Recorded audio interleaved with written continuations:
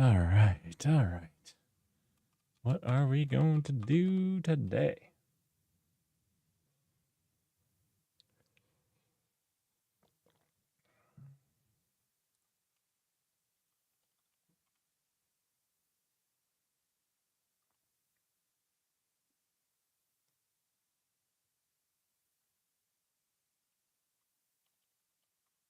All right. Yeah, we're going to have a little bit of a shorter stream. Just a chill stream. We're going to figure out what we're going to do. Some other streams. Yes.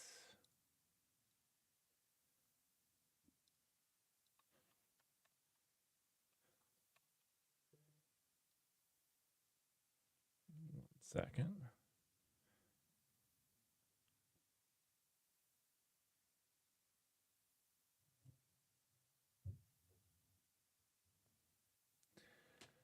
All right.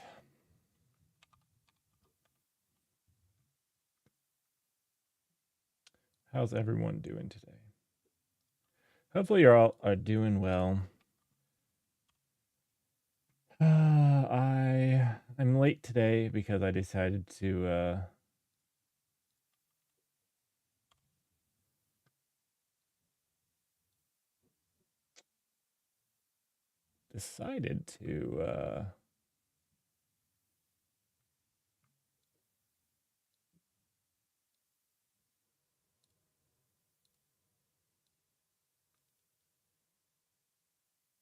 play a video game before streaming. I know. Lazy. Horrible of me. But I did that. All right.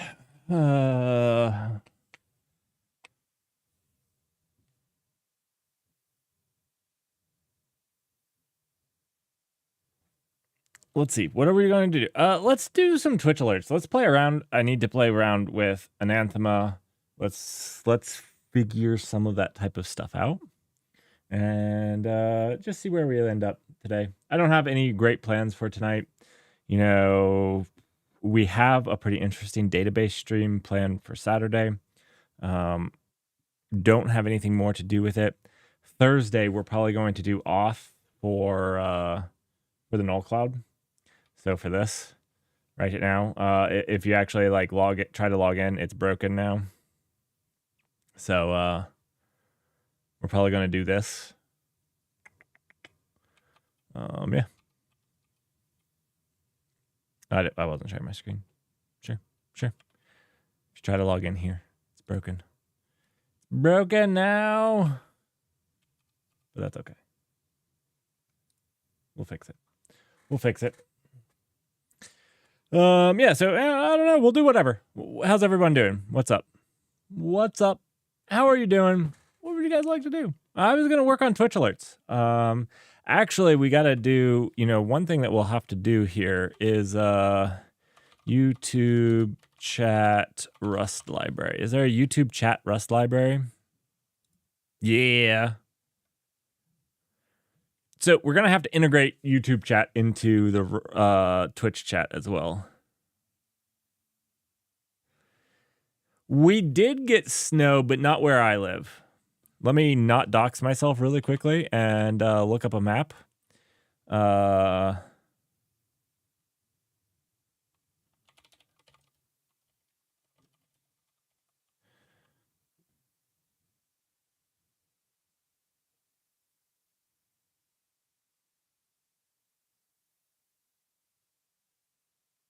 just wanted to. It was more east of us. I can't find it very easily. So, you know what? Whatever. But we did not, which is unfortunate. My kid loves snow.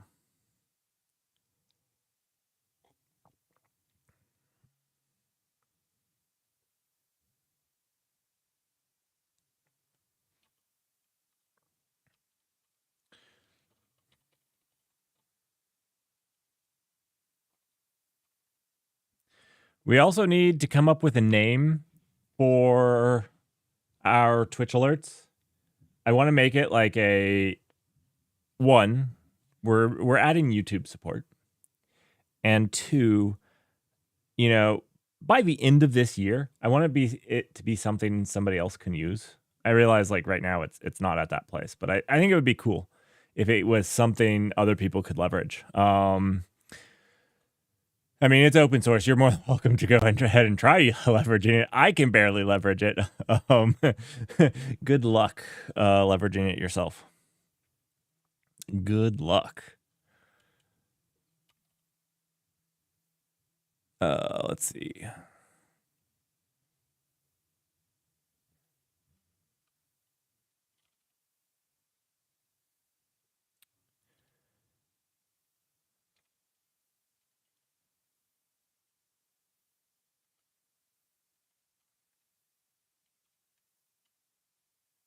Does YouTube have like alerts as well? I don't know if YouTube has alerts. Like we can do the chat stuff, but can we do alerts on YouTube events?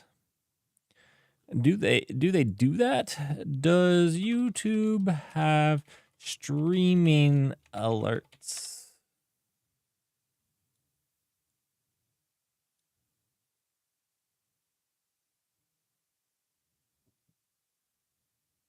Cool.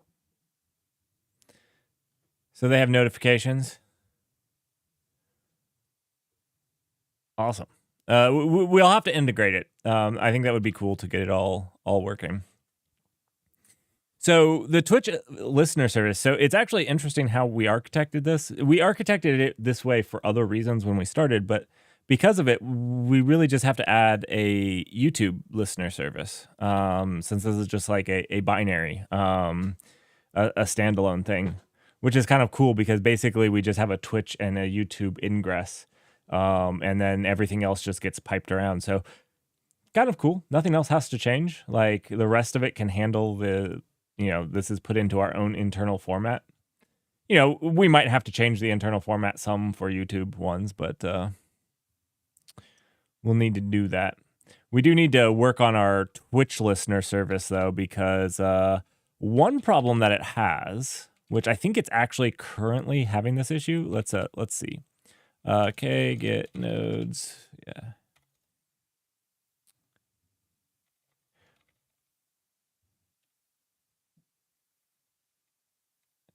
If we look at this one, it's running, but Twitch alerts won't be working. And we can actually get them working by just deleting the pod, but that's kind of dumb. Okay, get RK logs.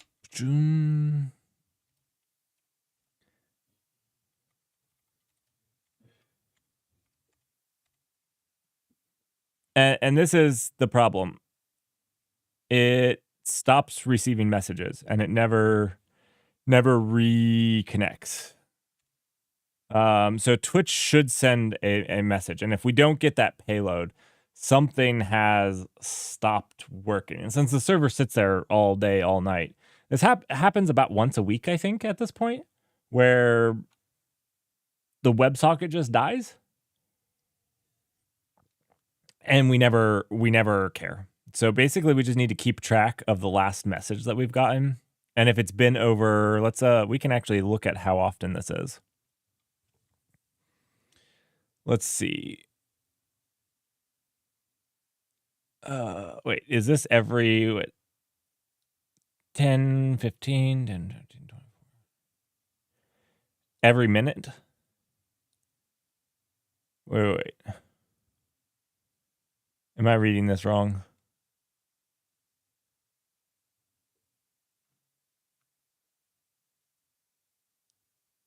Oh no, every 30 seconds. Roughly every 30. Well, I don't know. Every 15 seconds? Let's see. Yeah, every 10 seconds. It's roughly every 10 seconds. So we could say if we haven't received one for a minute, that it's probably dead. Would be my guess here. We're getting to keep alive every 10 seconds. That seems a little aggressive. Keep alive, but maybe we can do it a little. It looks like it's almost 10 seconds on the dot. So we could probably do 20 seconds. We could just reinitiate.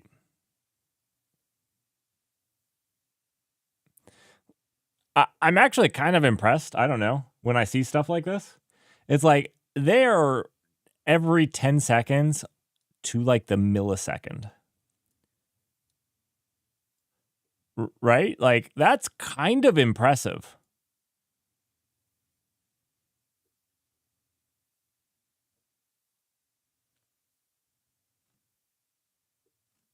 That's kind of impressive to me. I don't know. That's pretty impressive. Okay. But obviously it's dead. Like, it's not doing it every 10 seconds like it's supposed to. Which is why you can come in here and just delete the pod, which is dumb. And it will work. Well, because it will get restarted.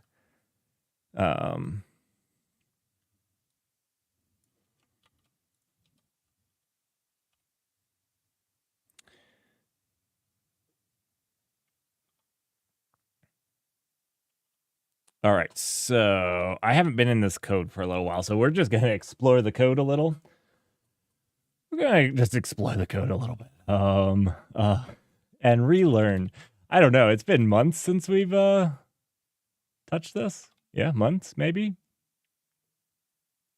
Oh, I have 1 second. I have a pretty exciting. So Saturday, you don't want to miss this. I think if you're interested in the database consensus and all of that.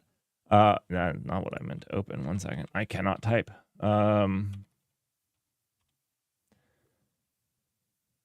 I have this entire graph. I'm pretty excited about it, to be honest. I have this entire chart for you all to explain the bug in our consensus. And I've also found in the white paper, like where they describe it, I found the exact line where we screwed up, so we can like look over it. And I'm pretty happy. This describes the bug pretty much in full. I don't know. I'm very happy about this graph. I'm happy about understanding the bug too. I think to me this graph was the proof that I actually understood what was going on, which I wasn't 100% convinced that I did. But anyways. Is that our whole main? This can't be our main. What am I looking at? This is not our main. We just parse our options. Oh, okay. I got it. Sorry.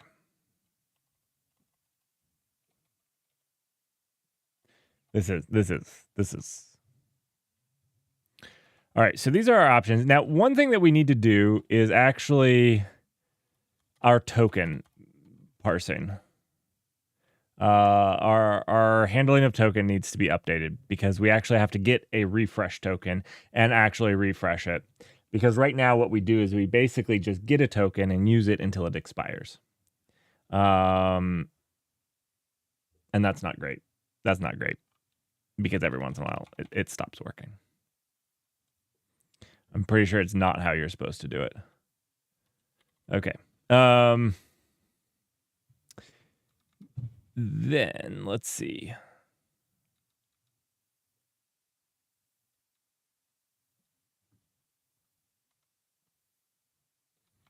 This is the WebSocket client, and I think this is where we gotta keep track of the pinging. I don't know. Let's see. This is us running. Oh, this is where we actually had that problem where we were holding an across and a wait. I remember that. I don't remember exactly what we were trying to hold across the wait. I just remember it happened. This is us processing a notification. Now, this is probably where our message received.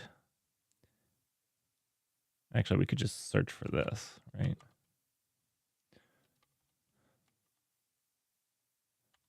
Done, right here. So we are getting this message, and we just need to handle this message.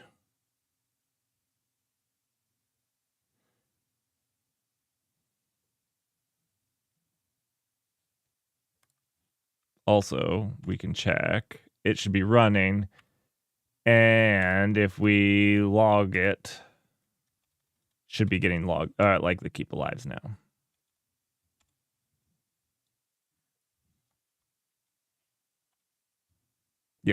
So we're getting the Keep Alives. Again, it just dies. The session dies for some reason. It didn't used to. It's much more unstable nowadays. It used to last months. Okay, so it is a session keep alive. Let's see if there's a type of session keep alive.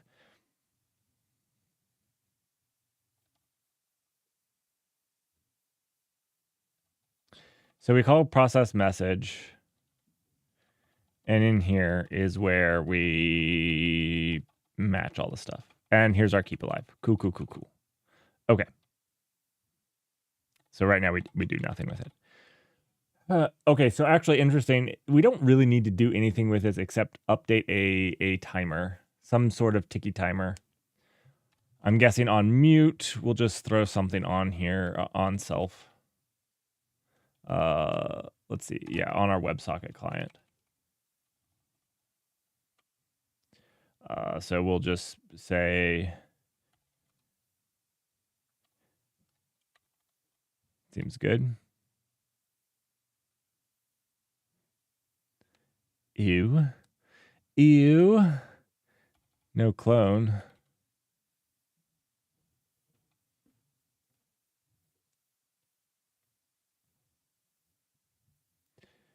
Oh. Maybe we do the standard. Does the standard allow clone?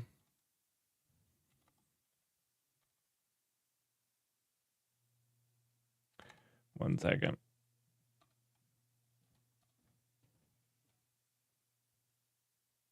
What is the standard libraries interval?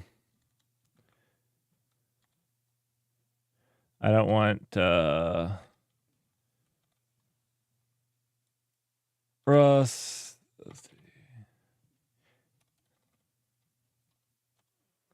We could just do duration. I just want a duration, actually. I don't know. I was thinking interval, but duration.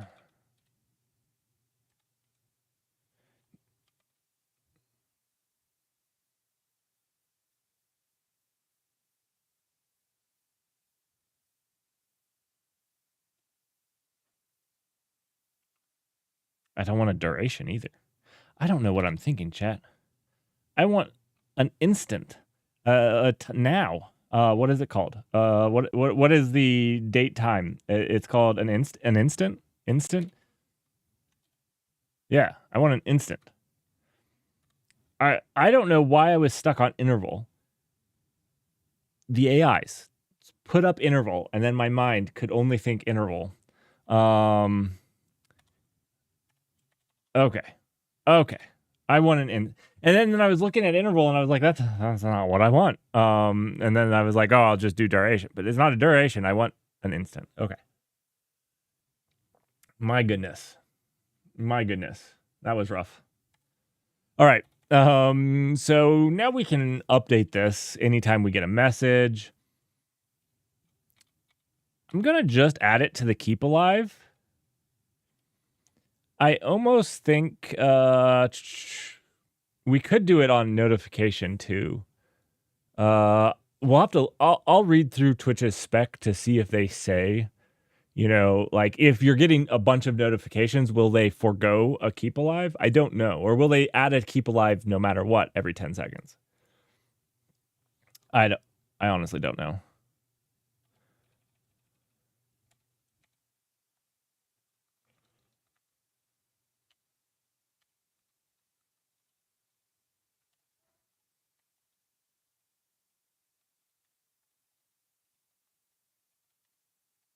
I think we need to run format on this project.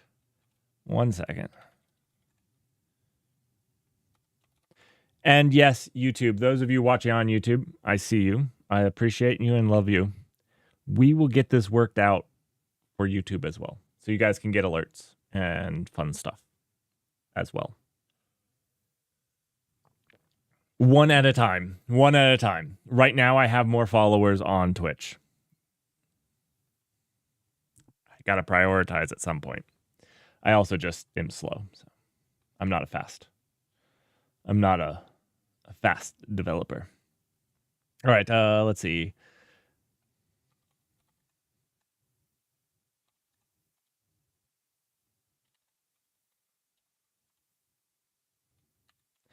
I'm in FMT. Yes, please. Thank you. Okay. All right. Let's see.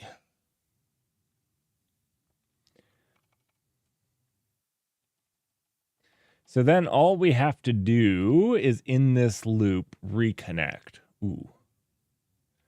Or do we just break out of the loop and have run reconnect? Do we run the loop inside of a loop? Is that what we do? Because this run assumes that this connect has run.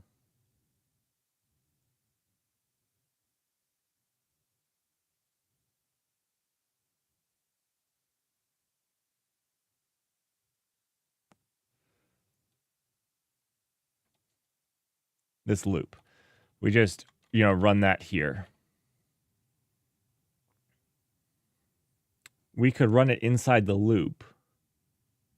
No. We don't want to run it inside the loop. That's gross. But we could run another loop here. Put all of this inside the loop. We'll make it a function. We'll make it a function. I know it looks gross. We'll fix it though. Later.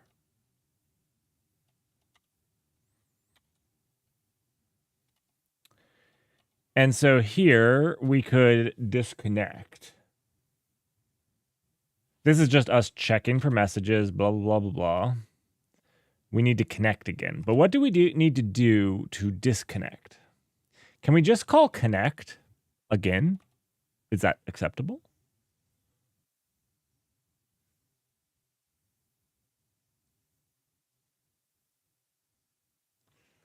Let's try making a disconnect function.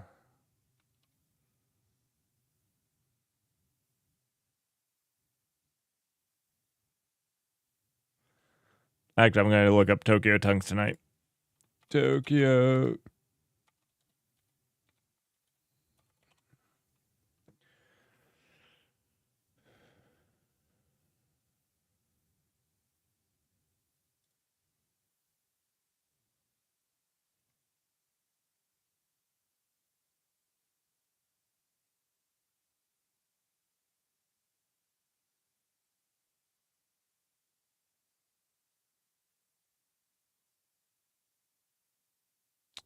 Do they have... It doesn't look like they have a disconnect. Let's see. Handle connection, match error, connection closed.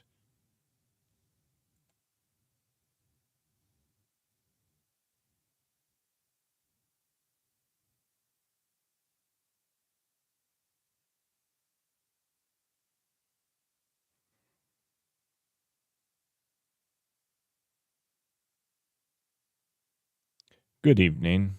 How are you doing?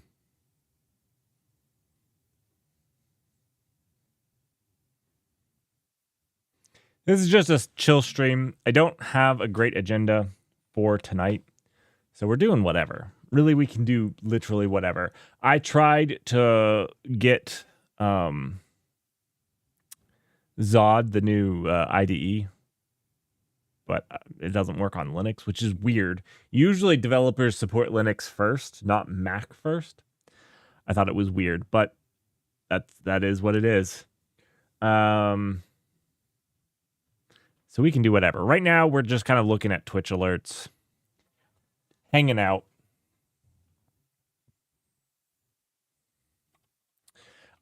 You know that interesting database bug, though? I fixed it, and I documented the bug. This is the bug. So we're going to go over that Saturday. I'm super excited. This is like one of the prettier graphs I have made. I'm going to try to start like making stuff for the streams. I think it's called Zod, right? Yeah. Zed, not Zod. Zed, my bad. Zed, of course. I meant Zed.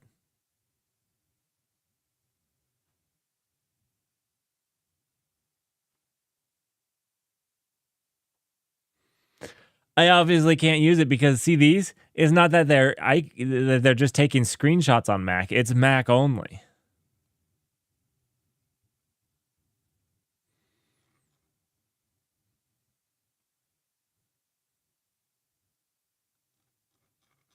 So they have a roadmap for 1.4 thousand issues opened. Ooh. They have a roadmap for Linux. The road to Linux. Yeah. There's still quite a bit that needs to go.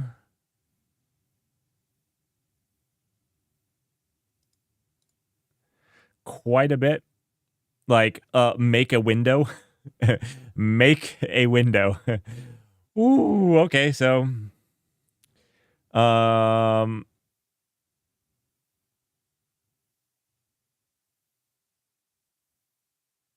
what is the appeal? You know, I don't know. Supposedly it's super fast, super like it sounds like it has some really cool things. One thing that I thought was really cool, which I think there's some really potentially interesting stream ideas here, is like this right here, where I could share it with like 2 guests, and I could have some guests on to program with me, where we could like walk through. I know that like Visual Studio Code and stuff has this, but supposedly it's all very nice and works much better than other ones, as well as just is amazingly fast and has a great Vim experience. Again, I don't know. But I think it would actually be pretty cool to get some of the viewers on to do some live coding with me. I've always thought that would be kind of an interesting thing, you know, whether it's a code review or just they want to get on and hack with me. I don't know. There's some fun ideas there. And so anyways, that's cool. I don't know how to do it in Vim. Maybe in NeoVim we could do it. We could probably write something that do it. Somebody's probably done it. Anyways, I just wanted to give it a try. I try stuff out on stream sometimes, give people an idea of how awesome it is. Engineered for performance. Look at that. Look at how fast, blazing fast that is. That's just blazing fast. It beats the socks right off of Sea Lion.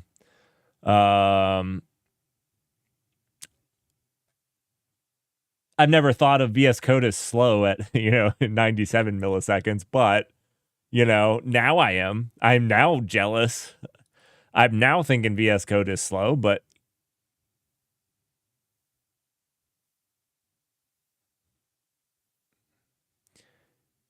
yeah, it struck me as very weird that the main platform was Mac. Oh, 100% VS Code is fast enough. 100% VS Code is fast enough. Like I was saying that as a joke. Like I never noticed it to be slow, but I do now because there's something faster. That was kind of the idea.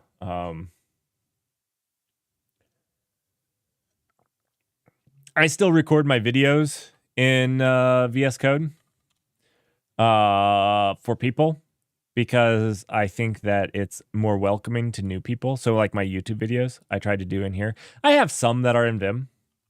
But I think it's more welcoming to people. They see this and they don't get yeah.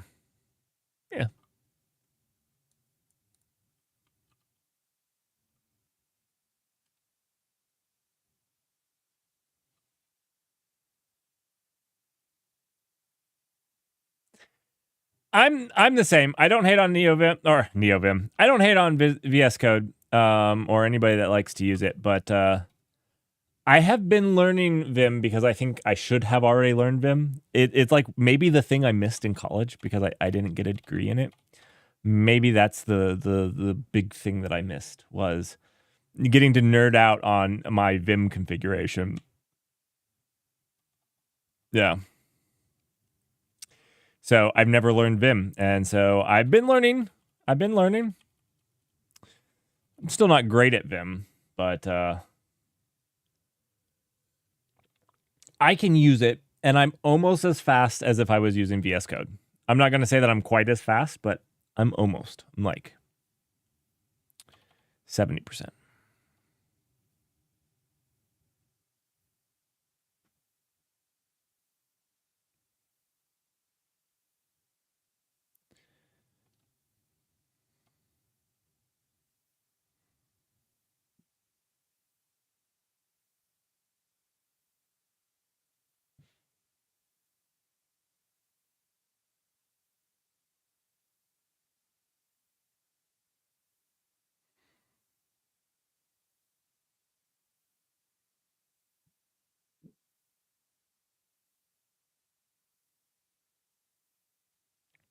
I've never used Vim or NeoVim before, so I don't consider myself even close to... I would consider myself junior engineer level. I know enough to get myself in trouble and do stupid stuff with it. You know, I can go forward and backwards a word. I can, immediately like start replacing this with whatever. I can undo. You know, I can go forward and backwards by paragraphs. I can go to the top. I can go to the bottom. I can go back. I can go forward. And now we're pretty much done with what I can do. That's, you know, now I don't even know how to get back to where I was because I pressed random. There we go. I pressed random keys.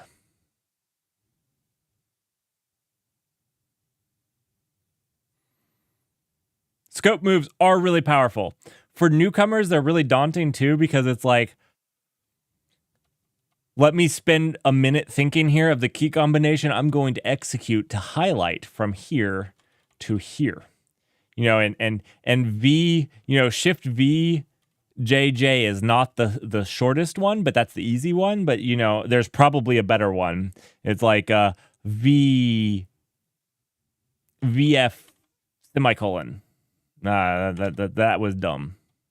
But see, like, it was dumb. But I had to try it because I didn't know if it would work and find this semicolon back here. You know, if I would get to this semicolon over here. The answer is no. It didn't work. But like I said, I'm at that dangerous point where I feel like I'm starting to understand, but I know that I don't. Do you use mark and macros in Vim? You know, I'm going to pretend like I know what you mean and say, no, I don't. But, you know, it's on my list. It's on my list now. I don't know what you're talking about. It's definitely on my list now.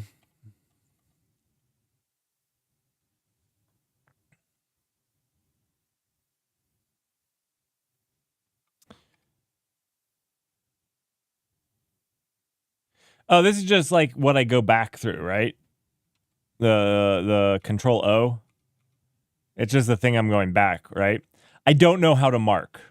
That's one thing I do know that I don't know. I know I don't know. Try backquote dot. I don't know what backquote. There's not a backquote. There's just quotes. There's just quotes. There's not forward and backwards, right? I don't have a forward and backwards. I have a single and a double quote, but I don't have a backwards quote. Am I just an idiot and missing this? That's a tilde, right?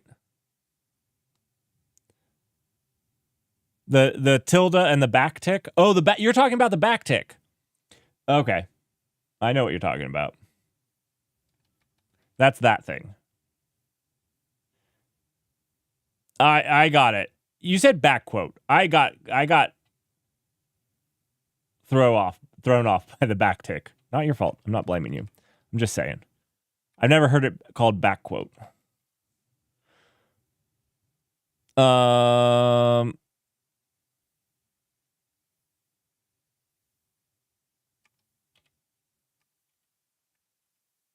Okay. Cool. Can I like go through this list?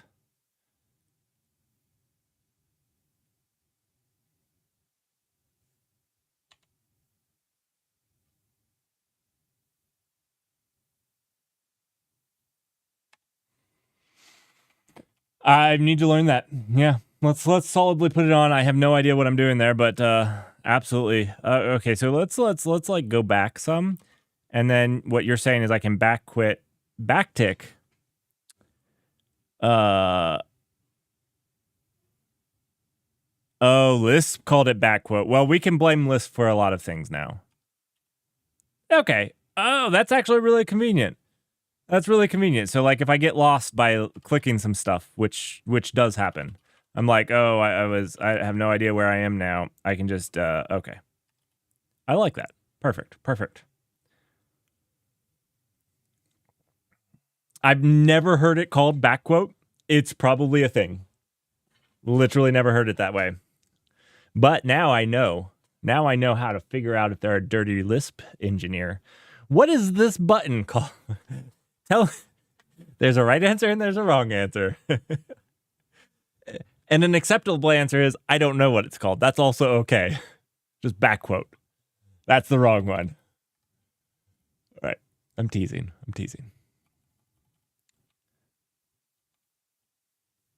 Okay. So I think it's okay to just connect again. I think that's literally all we have to do. So I think what we can do is basically on this process, no, we'll just do like let res equal, and then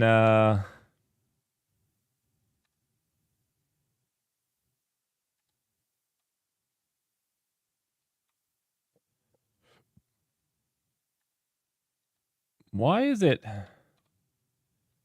I am not adding a. Why does it keep I'm just adding a new line, and why does it add a?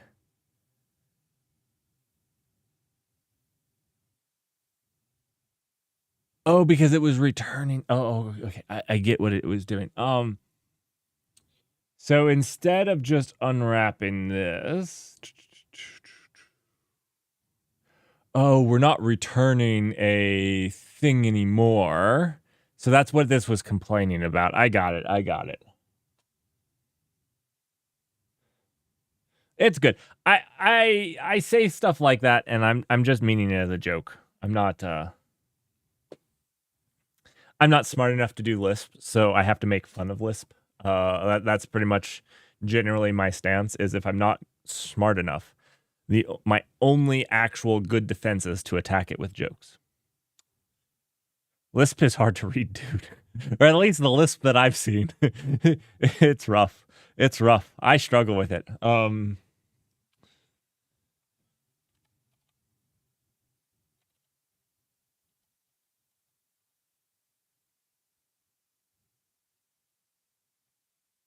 So basically, this function needs to tell us.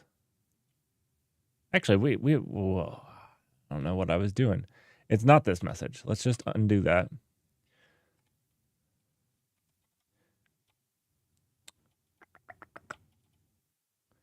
Let's see. We loop over this select. This is is this a non-blocking?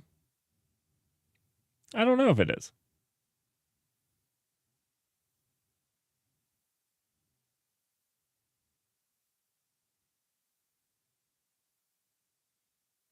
I mean, people that like Lisp generally do.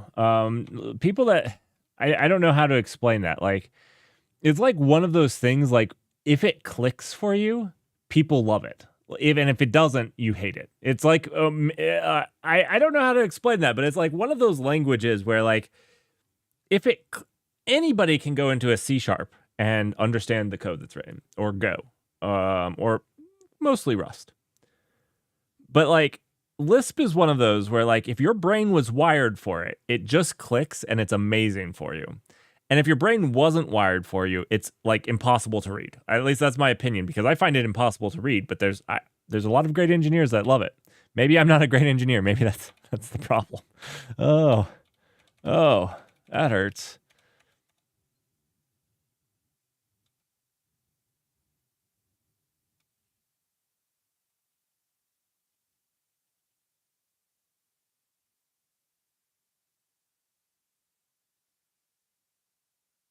Oh, we can use an else branch. Okay, that's what I was looking for.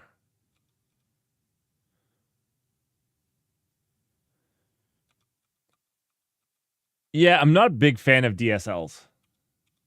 I'm not a big fan of them.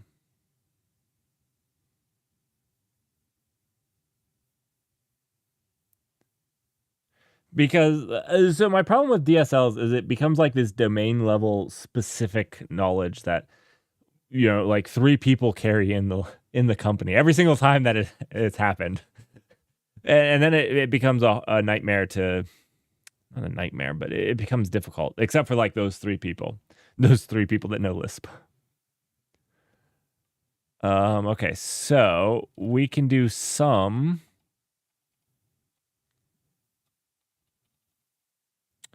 And that ends here. What? It's percent? Yeah, look at that. Nailed it. And then we can do an else here. Cool. Else.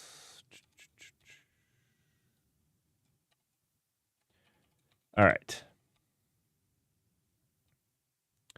No, delete that. That's wrong. So if elapsed is duration, I don't know. We were saying they do it, what was it? Every 10, wait. 10 seconds. Every 10 seconds. So yes, every 10 seconds. Right? Yeah. And we were being impressed because it was like down to the millisecond. Like almost down to the millisecond. 10 seconds. I found that impressive. That they heartbeat that consistently. So we're going to set our timeout at 30 seconds. If they're heartbeating at 10 seconds.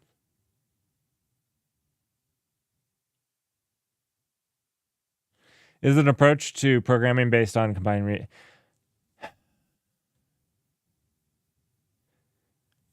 Yeah. I go back and forth on the whole reusable code thing. Like, part of me thinks it's a trap. Part of me thinks it's a trap.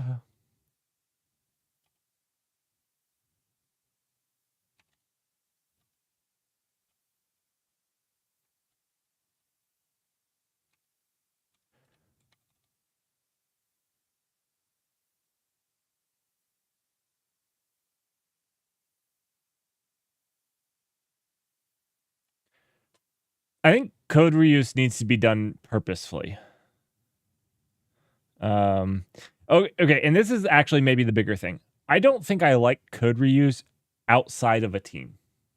So, like, if there was a team of people working on this code base, which thankfully there's not, and we had a shared function to do some utility or whatnot, like that makes sense to me. But then when you try to make like a utility function or something like that then another team starts to depend on, I don't know that I like that. Unless if you go through the work to make it a pure, like basically what you would do for an open source project where it's it does a thing, and if other teams want to use it, great. But if they have other things, you just say, no, we don't support that, because they become a mess generally.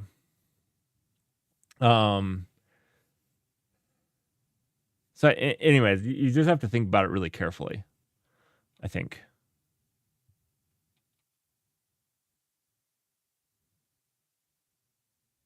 You're using too many abbreviations too late at night for me. Functional program lends itself more easily.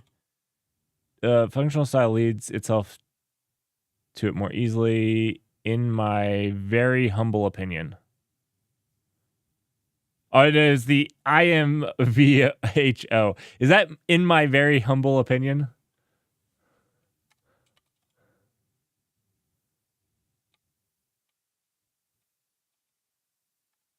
Very nice. Very humble. I appreciate it. I always just say in my opinion. I don't think my opinion's humble. I was getting there. I was like, I got the FP. I got the FP. It was just the IMVHO. That one was getting me. I have never actually seen that one. Wait. No, I don't send keep alive. That was garbage. It's just if the keep alive is elapsed, is longer than this. What do? We just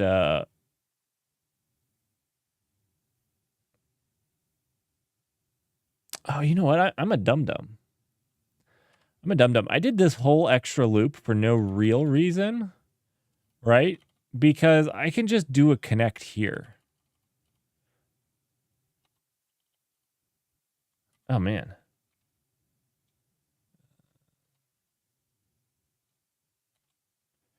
Right? Right? I think so. See, I don't know where I went. I pressed some buttons and I got places, but it was not the place that I wanted to be.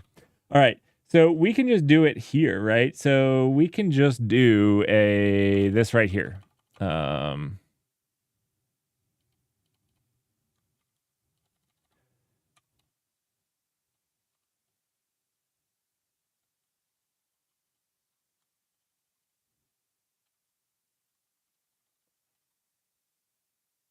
Actually, we wanted that back here.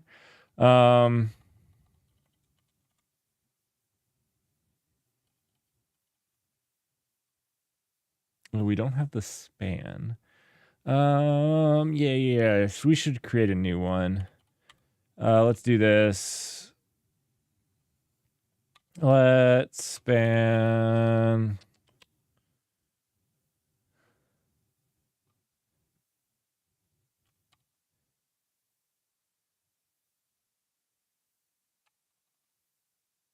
Yeah, that will be good.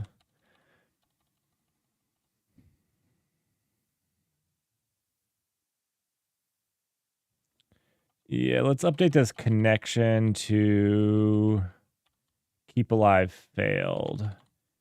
Keep alive failed.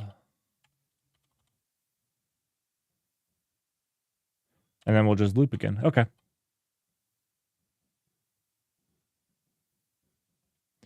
Dutch, welcome. How are you doing tonight?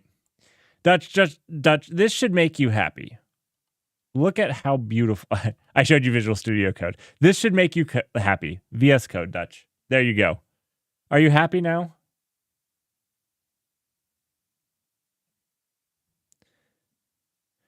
Oh, working on Tic-Tac-Go? Nice. Check out this image. This is that bug that we had on Saturday. I'm super proud of it. I'm super proud. I shouldn't be. It's dumb. I wrote a bug. But I'm really happy with how this graph turned out. And I know you were there. And I'll explain it Saturday. I had to show somebody tonight. I can't actually show, I put all my work into that yesterday and the day before. And so, but I can't actually, do the stream because there's some people from Europe that would like to see. So, but I'm very happy with it. Very happy with it. I'm also happy that I found the bug. It was a good one. All right. We expect semicolons. Uh-oh. I've done messed up.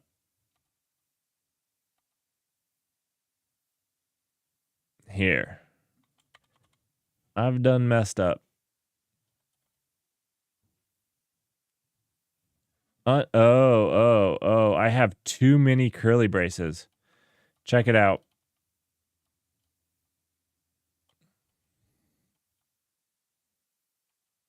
Or not enough curly braces? Wait.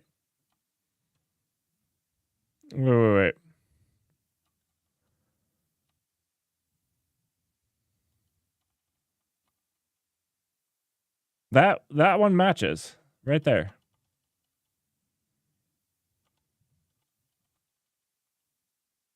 That one matches with this loop. Nice. That one matches with that else. This is the select.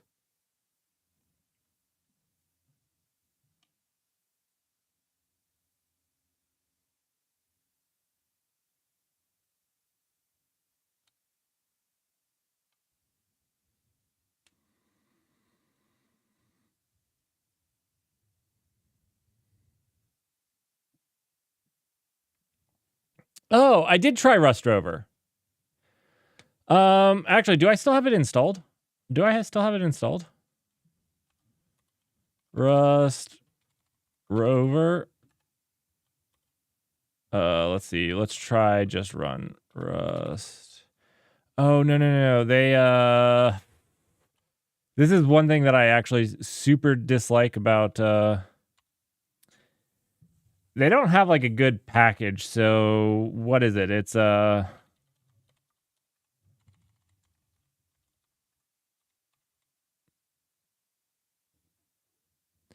Yeah, CD, Rust Rover, and I can like run it from in here.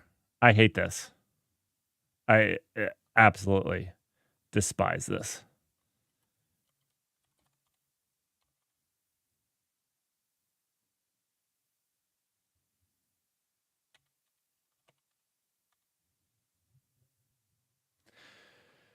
This right here, this build of Rust Rover has expired. Perfect. They don't even let me just use it. I hate you.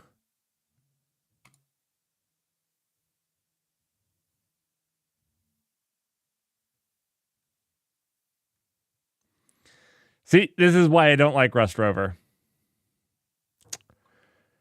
This is why I don't like Rust Rover. There's no like actual Linux install.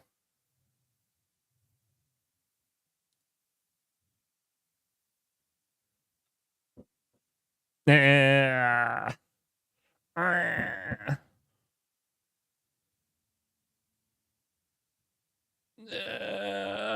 know I'm being pathetic, but it annoys me. And it also annoys me that I have to run it from here. I probably could figure something else out. I probably could like make a drun command to like actually execute the bash script. I didn't care enough to. The fact that Java has to be running hurts my soul a little bit. I loved its package management and its cargo. So like my thoughts on Rust Rover. It's probably pretty excellent for Rust if all you do is Rust. So my biggest problem with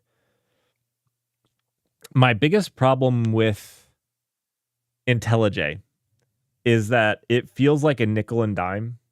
Like I write Go, Rust, C++, and on occasion some other random thing like JavaScript. And like it feels like they're wanting me to buy 5 IDEs from them. And that annoys me. That's like probably my biggest problem with them is like I don't want to buy 5 IDEs from you. I'm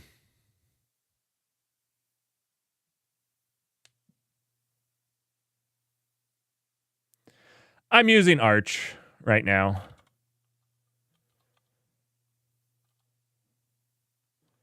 And I use i3 because it's nice to stream with. i3 is really nice to stream with.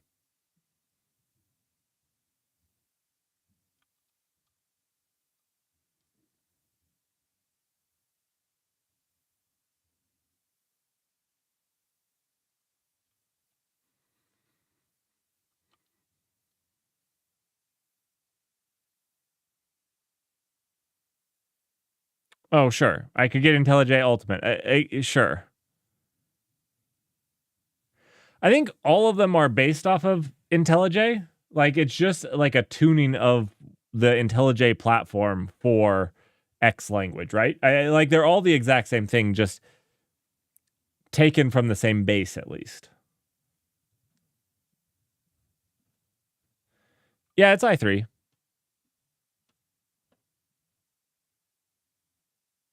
Does it not look like i3? Like, is there another thing that would look like this? I feel like this looks like i3. I need to use Sway. I need to get on the cool kids group and use Sway, but I haven't done that yet.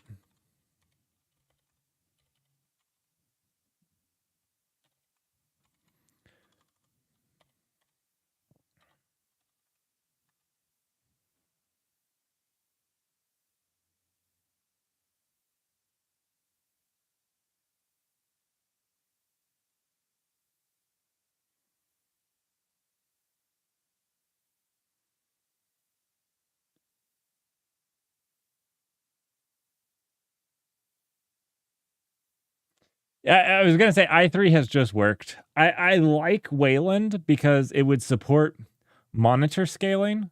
So like I have 4K monitors that I can't do like scaling on. because X doesn't support per monitor. So the monitor that has chat and everything up is a 4K monitor that has like two screens. I can see the stream, I can see chat and stuff like that. But like it's all really small because it doesn't support per monitor scaling. It's a little bit of a pain. Wayland would, but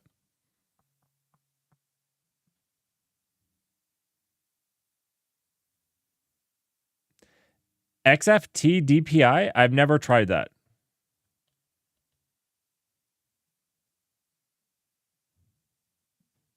I mean, it's not too big of a deal for me. Like I said, like Wayland just seems nice as far as like it feels like it would be nice, but I've obviously never cared enough to actually deal with it.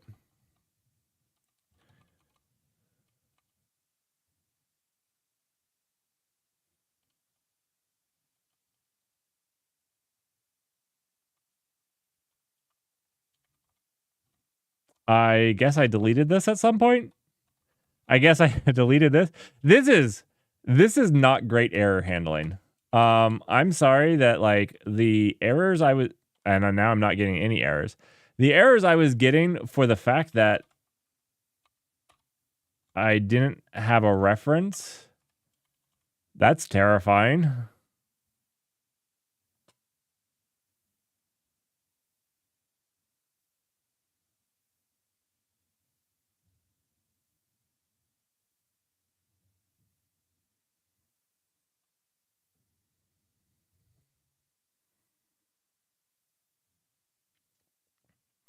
Dutch, you dirty Apple lover.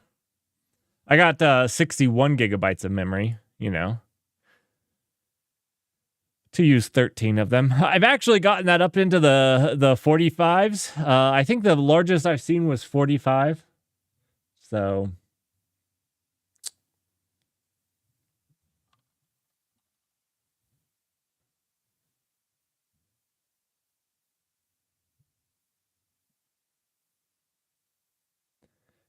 yeah, I don't know. Just for streaming, just this uses about 13. I think I sit between 13 and 15 gigs while streaming with Vim.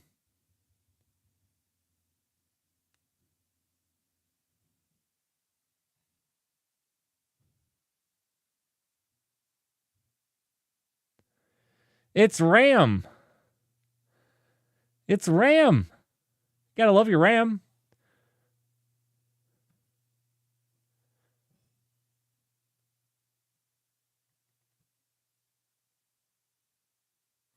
I want to get like an AI icon there for the CPU, like a brain. I want to get like a brain icon for the CPU. I think that will be fun.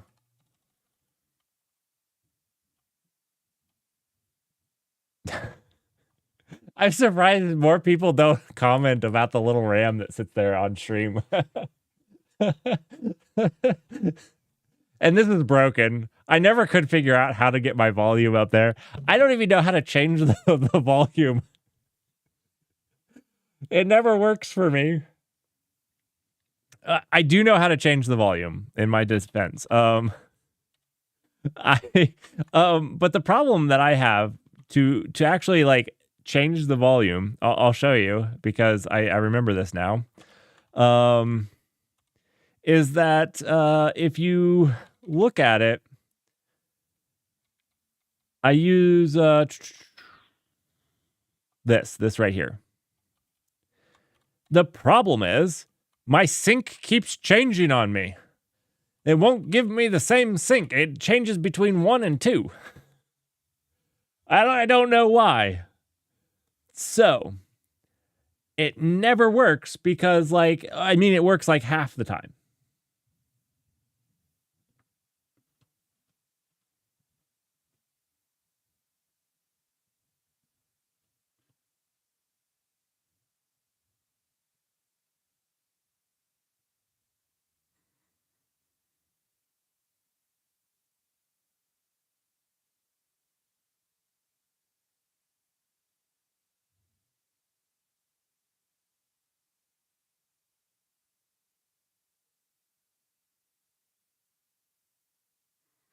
Oh, what is this? Get default sync? Okay.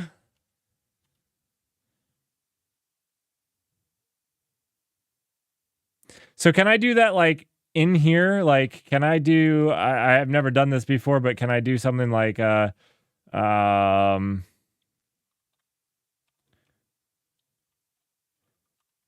something like that? I don't know. That looks plausible to me.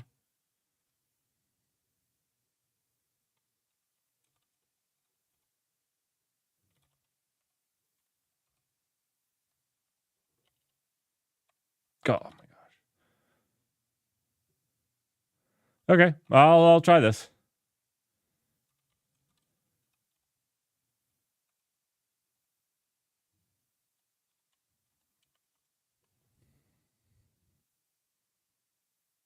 Oh, Dutch. Dutch.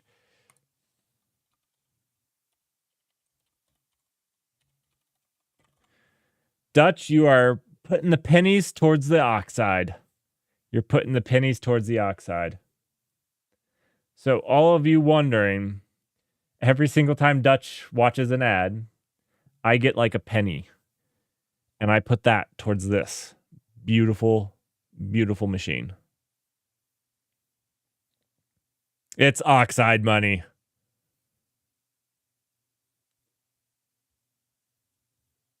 What is this? Yeah. Okay, so we've been working on the database because I've needed to finish it. And we're about to wrap up the database. But beyond the database that we've been working on, the other thing that we're working on that is only slightly ambitious. Wow.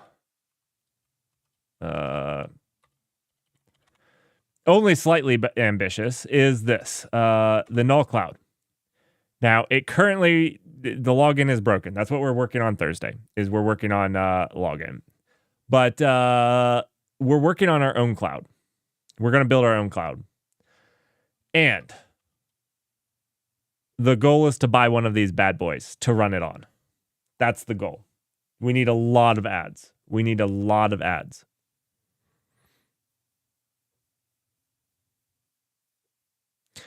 Right now, it runs on laptop motherboards. So this is running on laptop motherboards in my basement. And that's what we'll do for forever until we get enough ads to buy one of these bad boys. And then I have to find somewhere to plug it in because I'm sure that can't plug into my house.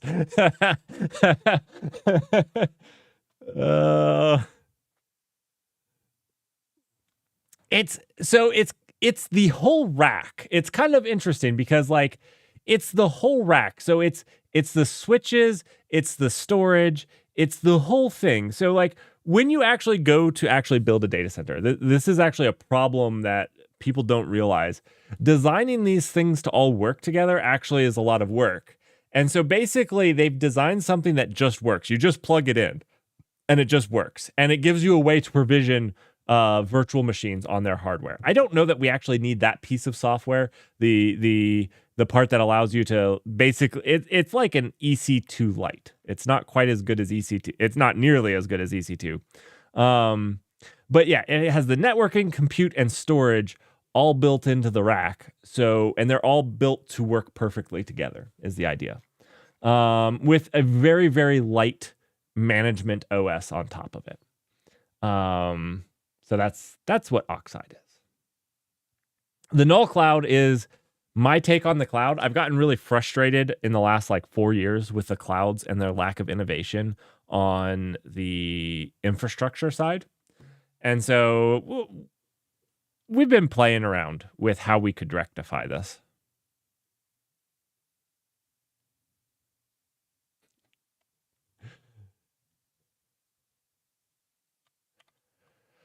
But yeah, these, just so you know, one of these, the cheapest one I was told is just shy of $1 million. So that's a lot of ads for poor old Dutch.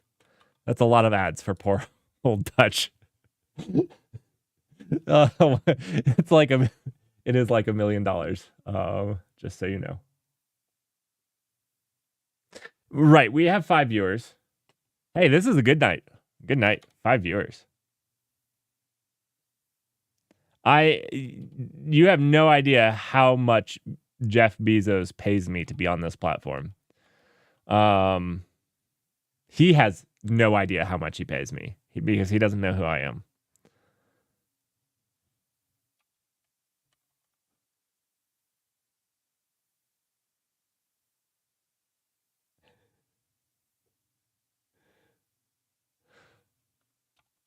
My oldest can code a little.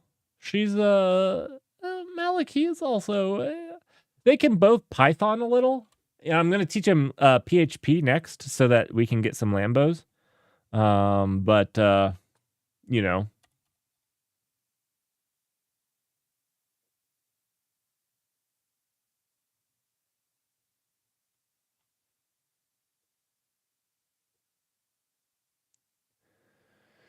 The stuttering does happen when I build, which is very interesting. Very interesting why it happens. What language is this? This is Rust. We write in Rust, Go, and JavaScript, TypeScript.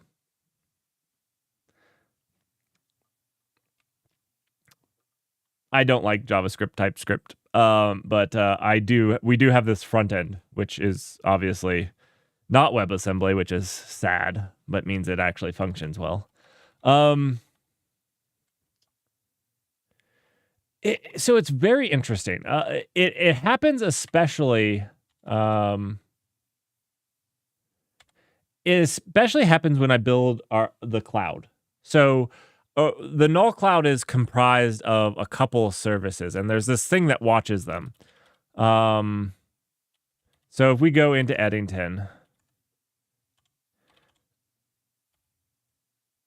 let's see, ls, let's see,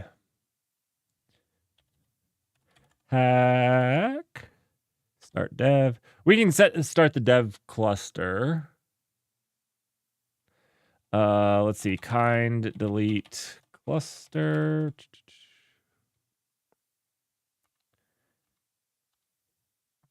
So what happens is it goes to build all the containers that are going to power the cloud. And when it does that, it kills the stream. The weird part is the stream isn't happening from this computer. The stream is happening from a little Mac Mini that is doing all the streaming. So it must be killing my internet pipeline, but that's even weird still to me because downloading stuff and building stuff from the server shouldn't affect the upload of the Mac Mini, right? I don't know what's causing it.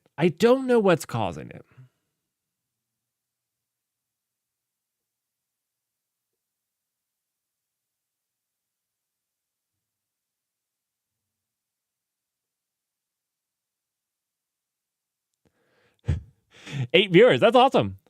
Thanks everybody for coming out, hanging out. Depends on your ISP. So my ISP right now sucks. I have a company called Spectrum. I'm not going to go to their website because, like, knowing them, they would leak my IP address. I have Spectrum.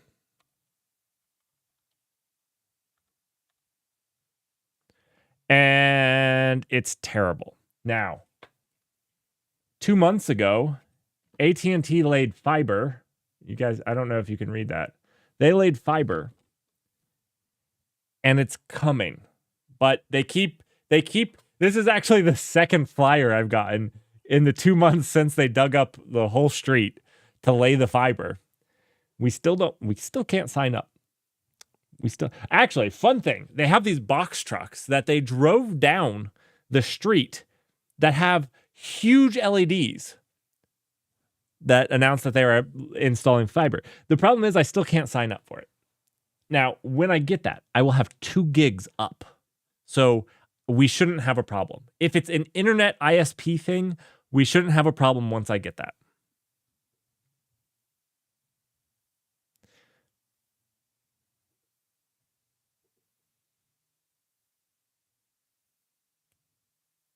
I get 100 gigs down, And what? I get 100 gigs down, and I get 10 gigs up. It's horrendous.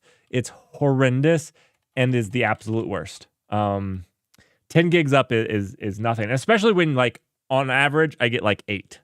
I can't do the speed test because, again, it will leak my IP address.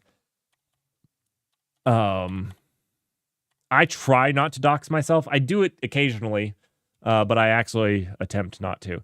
Okay, so my entire cloud. Oh, I get 100 megabytes. Did I say gigabytes? 100 megabytes down and 100 megabytes up, and 10 megabytes up. Ooh. 10 megs up, megabits up, and 10 megabits down, or 100 down. With the fiber, I will get 2 gigs down, 2 gigs up. Do a game dev video. I am not a game dev. I actually did make a game, and I have fun doing it. But it's not something I have expertise in. I suck at it. If you guys really want a game dev stream, I'll do a game dev stream. We'll make a game. I have a game. My next little stupid Android game. We'll make it. But I suck at game dev. Just to be clear, I do distributed systems mostly.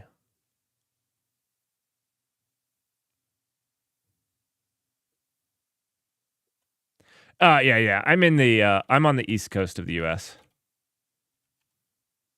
Okay, so I set up this entire thing to it's actually pretty nice. So, like, if you want to run this local, if you want to run the null cloud locally, you run this hack script. And then all you have to do is tilt up. Now the stream might start shuddering.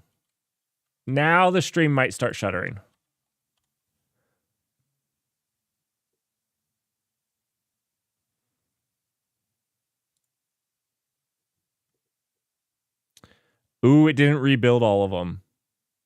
So it's probably fine. So what happens is it will go through and rebuild each of the services.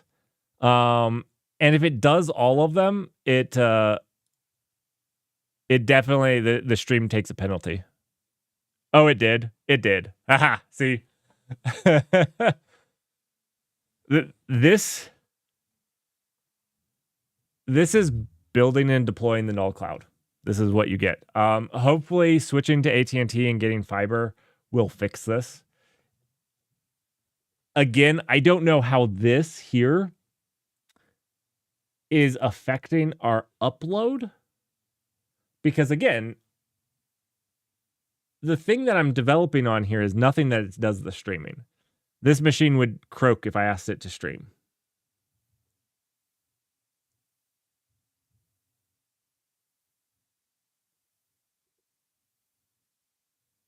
Anyways, this is we're going to get back to this. This is a little bit of Go. I'm going to switch some parts out for Rust as we improve them.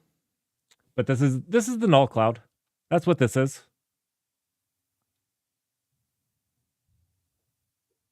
Everyone needs a bit of fiber. Oh.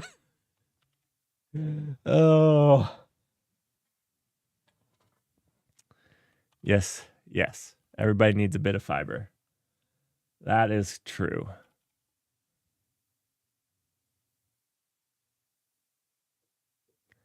You can't improve Go with Rust? No, you can't. You can just replace Go with Rust. That's the only improvement there is to be. Like, you can't mix and match. I agree. There's a few different services that we have. So, like, there's this API service as well as a container service. And right now this is written in Go, but I have a Rust counterpart that we'll probably use. Doing anything in Rust is a pain.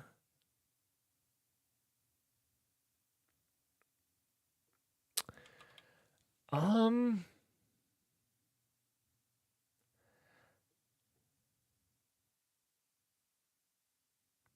guess I disagree.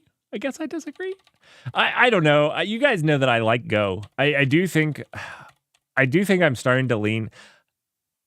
6 months ago, I would have said that like they were even in my mind. And at this point, like I feel like they're not even anymore. I feel like I feel like Rust is just better. But I still like Go. I still like Go.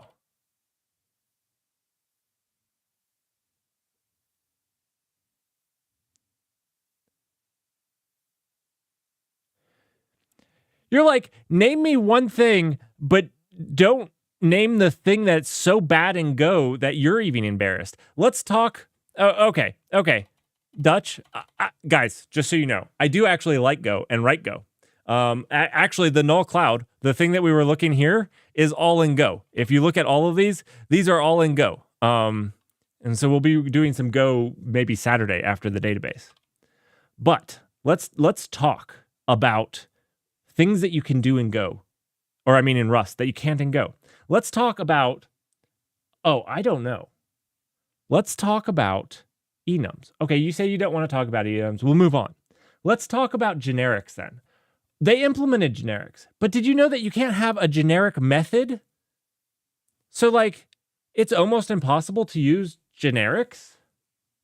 Okay, so generic programming, anything with an enum, anything with algebraic types, that's kind of a no-go. Okay. Well, let's talk about errors. Well, Rust has this really, really nice way of handling errors. A result is really, really nice and convenient. You can call unwrap on it, which is pretty bad, but at least that fails on you. Where in Go, you can just ignore it. You can just underscore the error. And it doesn't actually even fail if there was an error. So Go is kind of, in my opinion, a fail whenever it likes to, and not fail when it knows something is wrong. So that's another thing that Rust does really well. I can fail because I know that this was an error, and you just unwrapped it, and you just unwrapped an error. Whereas Go, it's like, well, you didn't unwrap it, you just underscored it, and whatever. Go channels are also pretty terrible. Okay, yeah, let's talk about Go channels. You know, I love Go channels. I actually like Go channels. But the fact that that's like the only thing you have to do threading with is also a pretty hard limiter.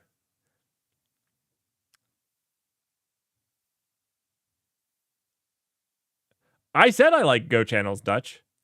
You want to know something? Let's talk about Go channels really quickly. You got me on this. This is your fault, Dutch. Let's look at runc. This is a class example, not written by me, written by people smarter than me. Let's look at what languages is in. What is this? 11% C? Why do they have C in here? Oh, Is this because Go can't guarantee you that the thread that you called a system call on will be the same thread that it calls back to? Yeah, it is actually. 100% why. It's actually impossible to make runc in pure Go. Impossible. Now, when you're starting to talk about languages that can't do stuff, it starts to feel like a pretty bad general purpose language. It's starting to feel like a pretty bad general purpose language. When this is, it's not that this was a performance boost. This wasn't like this was a critical piece that just does better. No, this is straight up impossible. It's impossible. I'm sorry. Nobody deserved that rant. Dutch. Dang it. Dutch. I know where you got your name. Dutch.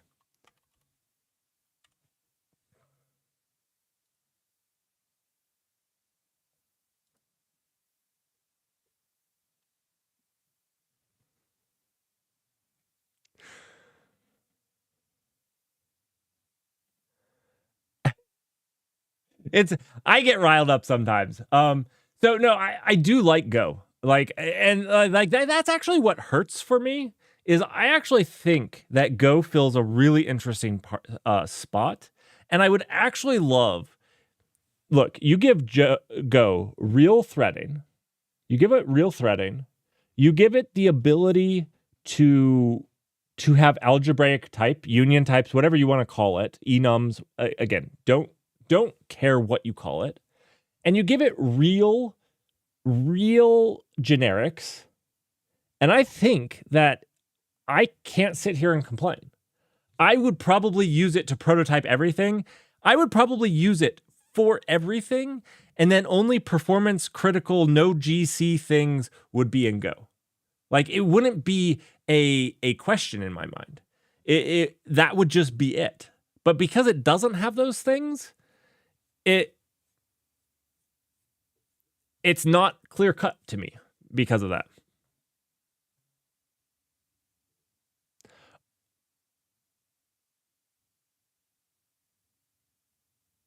I know that they're never getting those things, and I understand it. And that's maybe what hurts. I should fork Go and just make it great. I feel like it would solve a lot of people's complaints, not just mine.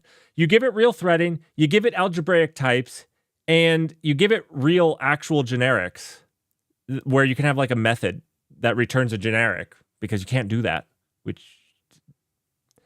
I don't know why that was a thing. Like, when they developed generics, I don't know. And they put square brackets. I can get over square brackets, but like, seriously, let's be real. Don't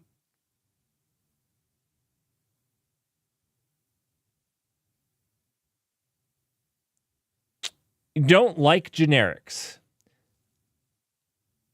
Lemox, let me guess.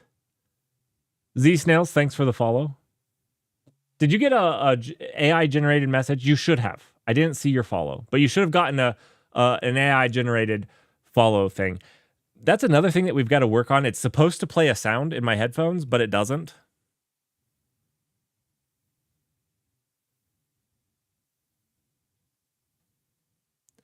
The square brackets are super weird. The square make it look like a list. Not one language uses square brackets. Like,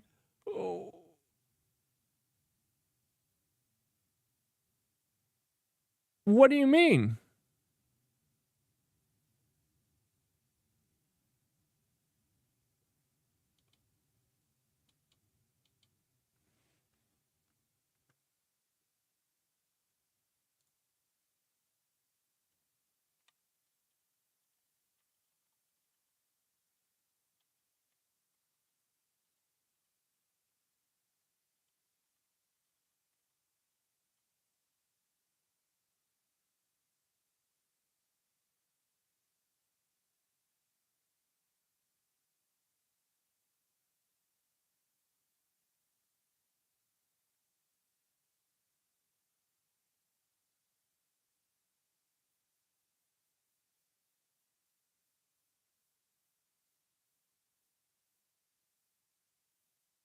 Nobody uses Scala. Okay, sorry. I've actually never written Scala. I don't know what Scala looks like. Does it use square brackets?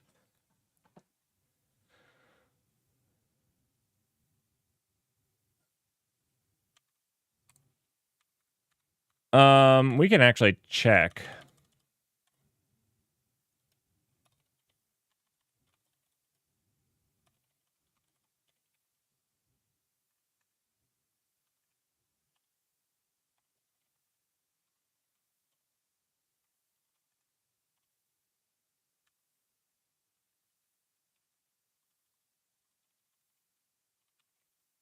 It was running, so I'm sure that it was there. It should have been there. Let's see. These heartbeats there's a lot of heartbeats. So it happened it happened like 20 minutes ago. It heartbeats every 10 seconds. So we probably shouldn't log the heartbeats, because this is stupid. This is stupid. Yeah, we shouldn't log these. There we go. Yeah, we got a follow event. Deep in the Enchanted Forest, Z Snails, a nimble rogue. I thought it was going to do something off of the snail. Like, I'm actually a little a little disappointed.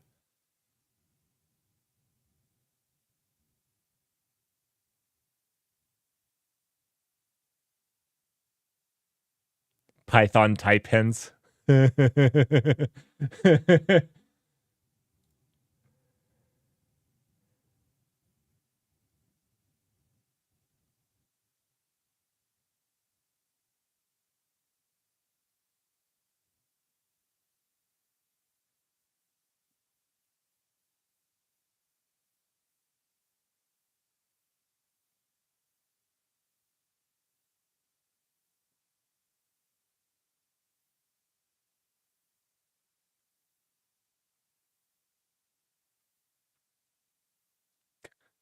Like I said, fully AI generated,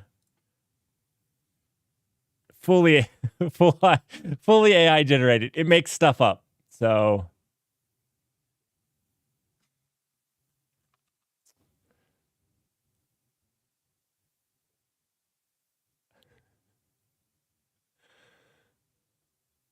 sorry, Z Stale. It just makes stuff up. So I mean, it gets on kicks, to be honest. Like it will use her for a couple of days, and then it will go to he for a couple of days. I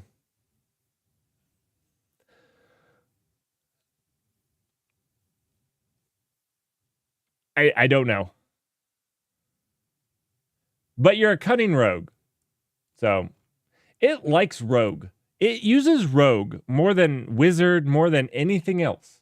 Every once in a while we get wizard. Every once in a while we get warrior. Every once in a, but we get rogue 9 out of 10 times.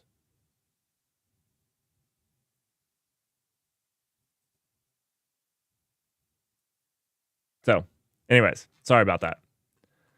It but yeah, it did send it to the front end. So the problem is we don't have like a alert sound. We do. There's actually like a really obnoxious old man that laughs, but it doesn't play on it. You don't get the sound, unfortunately.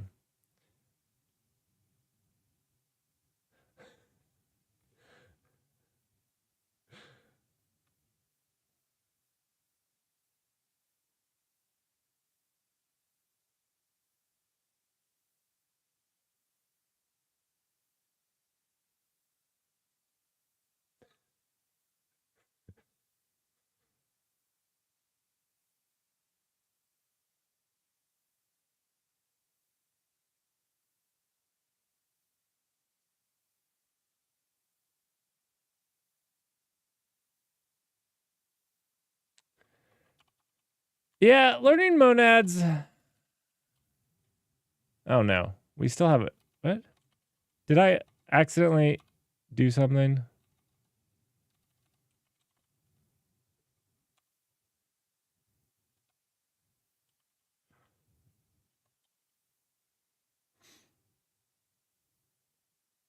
Expected an item. I'm gonna say that my language server just kind of bit the dust. We're going to get out, get back in, and see if that fixes it. I don't know. With Rust, I've been having this problem where the Rust language server just kind of bites the dust. I don't know.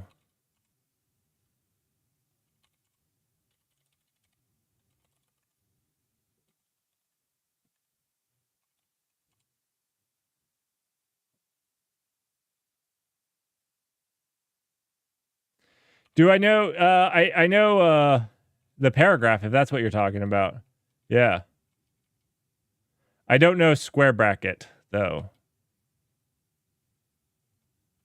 I just use, curly brace to go a paragraph. I say paragraph, but it's like next empty space. It's not super smart. Not super smart, but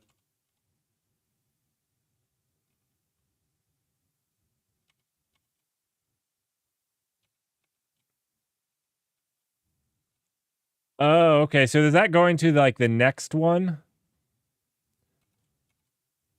No.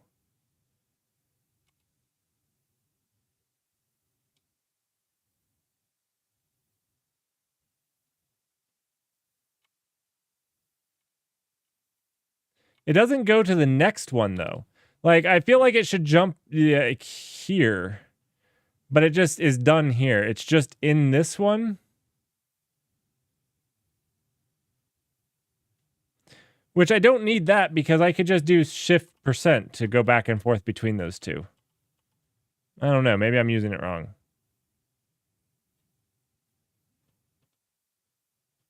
Yeah, but Shift% will do the same, though, right? We're at the start, we're at the end.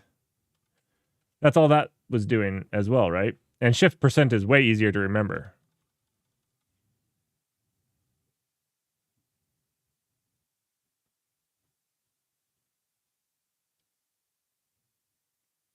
All right, while Dutch is earning me my oxide, I'm going to go get a drink of water. I'll be right back.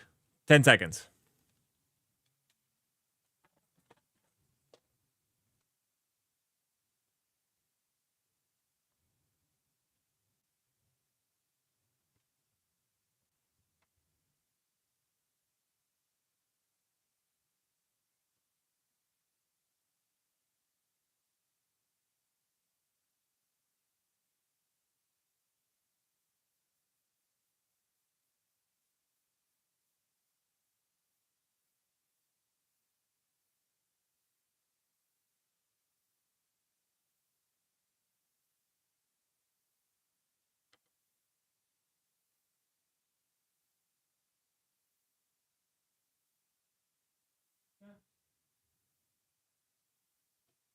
I mean, we weren't dealing with it. That was the problem.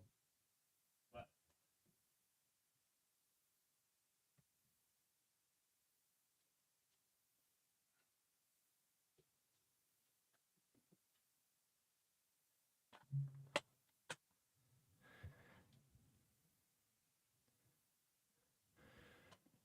oh, in the middle of scope, percent won't work. Okay, you're right. You're right. Let's get some music on. Let's get some music. I had my headphones on this entire time, like I was listening to music, but, you know, I wasn't listening to music. That's the only difference.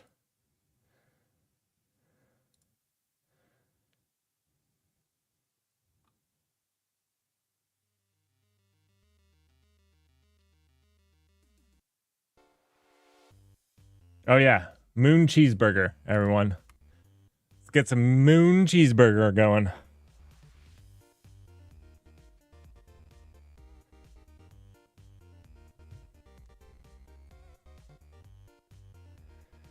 You find the type system in Rust a bit annoying? What do you find annoying about the type system? I've heard that the OCaml type system is very similar to the Rust type system. So what do you dislike about the Rust one?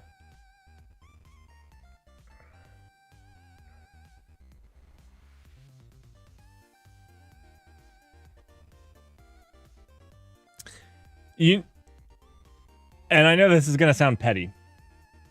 Two things. I haven't fully drank the functional Kool-Aid.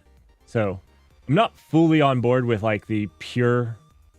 I think that there's a lot of cool lessons to learn from functional. One of the reasons I like Rust is because it leans in on some of those things. And then OCaml is one of the hardest languages I have ever learned to read.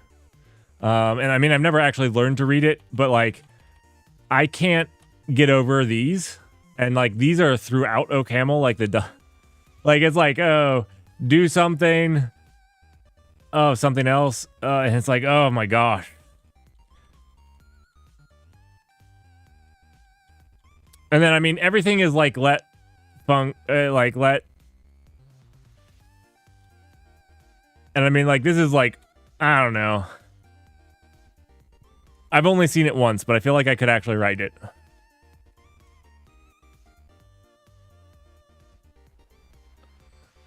I find Rust to be a nice middle ground. That's actually my like exact things. Like, I don't know that I'm smart enough to be a full sail functional developer. but I do like aspects of it. Like I like the concept of monads, and I like, you know, algebraic types and those types of things a lot. Something with it just hasn't clicked with me. And again, maybe it's I'm not smart enough. I don't know. Something I respect a lot of pure functional guys that are out there that are doing things that are just full sail pure functional. That has never clicked with me. Maybe it's a me problem. Maybe it's a skill issue. I don't know. But I like a lot of what it gives. I find Rust to be a really happy medium of like a lot of the things. In fact, I think Go is like a happy medium on like half of the things. It just missed half.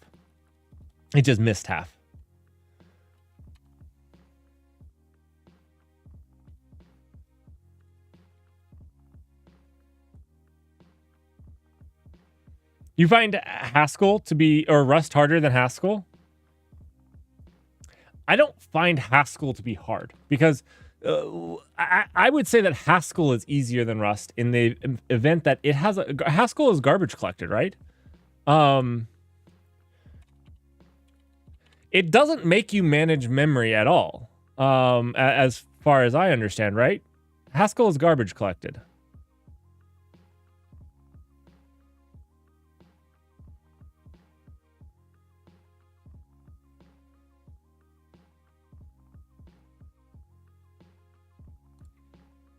I don't know why we're on generics, but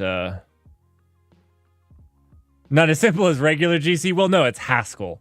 I would expect nothing in Haskell to be as simple as regular X. That's fair.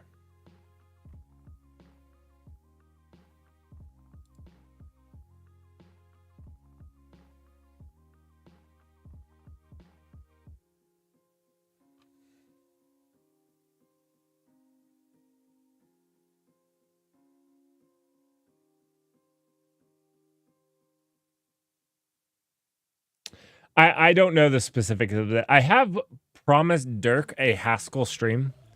So like 5 years ago, I learned Haskell just a little bit. Because I wanted to explore and understand different techniques better. But I haven't done it for like 5 years, and I probably couldn't write anything useful at this point. But I have promised him a Haskell stream just to like freshen up a little. You know, maybe some of the stuff will make sense to me more.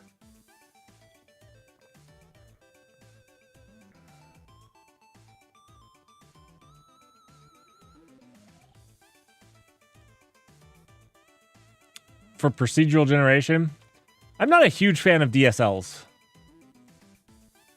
I think I've made that statement twice now tonight. This is weird that DSLs keep coming up. Usually we don't talk about them. But tonight we've talked about them twice. Automod, sorry, somebody got Automod. Laziness has a way of to bite you. I guess bite you is now a permitted term. I wish that Automod wouldn't force me to make the thing a permitted term to accept it. Because, like, I don't know, if you're threatening somebody to bite them, I think it should automod you, but that's not what you were doing.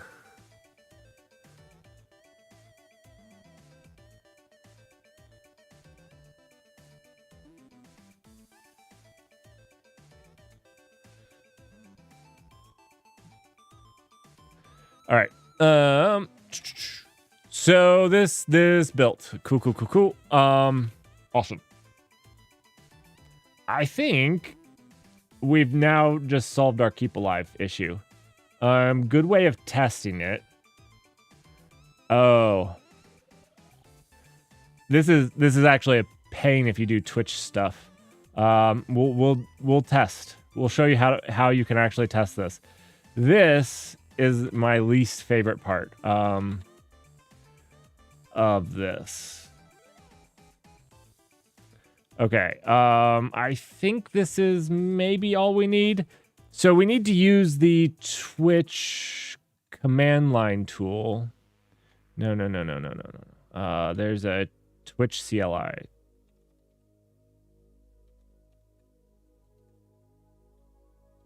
Oh my gosh. What is the Twitch CLI?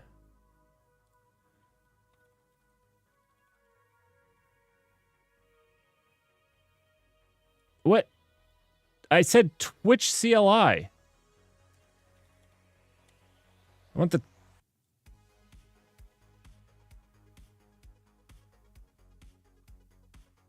It's a dash, hyphen. My bad. No? What is it when it's installed? Just Twitch. Just Twitch. There we go.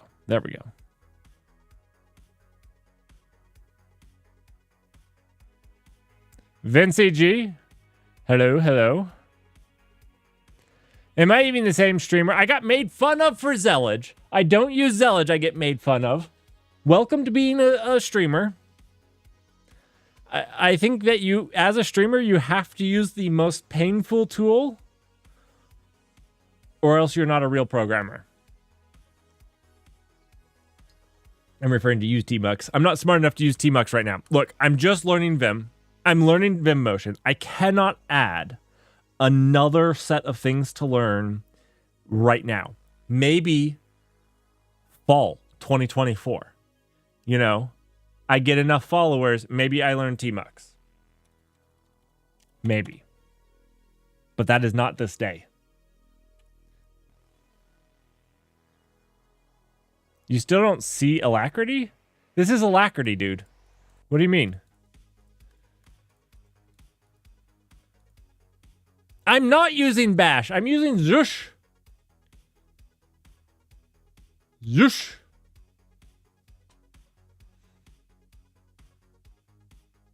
And this is straight up Alacrity.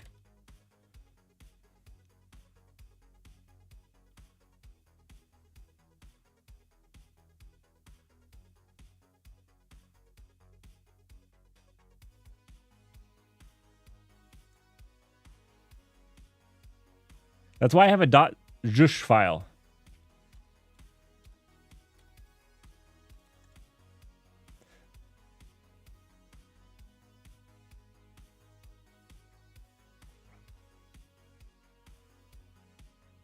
You write very low level code? What language? Are you like sitting over there working in assembly? We're actually going to do an assembly and a Haskell stream. We're going to do an assembly stream.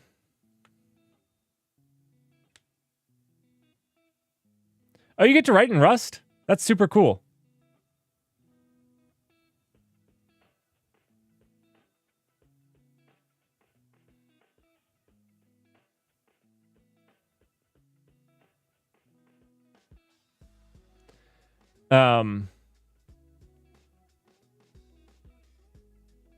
That's actually super awesome.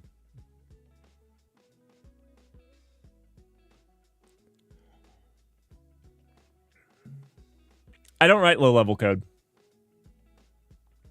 I do have an assembly stream coming up because there's a YouTube video that I want to make. And one of the points I need to make, I have to write some assembly code. So we're going to make an assembly stream, and it's going to be fun. I suck at assembly. I know, like, the very basics of it. So that's going to be fun.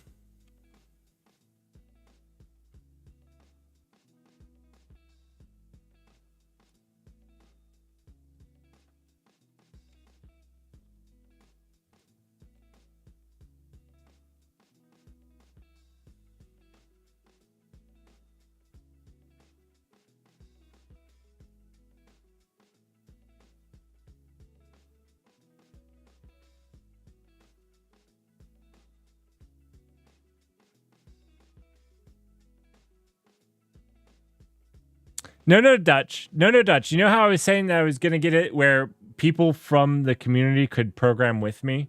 Because I think that would be a fun thing to do. You're going to be joining me on the assembly stream, right, Dutch? Right? Isn't that what you were telling me the other day, that you would love to join on the assembly stream? I thought that that's what you were saying.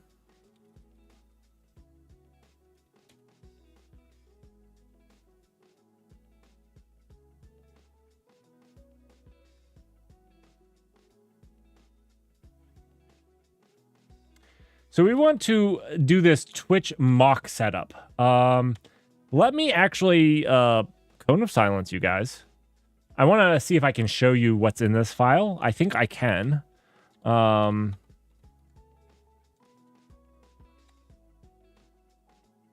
Yeah. Okay. So basically what we're doing in this Twitch mock setup, I'm trying not to dox myself. I do it several times a day. Is we're just setting Twitch basically to subscribe locally instead of to the real servers. That's all. And we're running this here. So you can see this is all that's set up here. This is our local Twitch server. So I didn't actually need it here, so we're just going to do it over here. Source Twitch mock setup.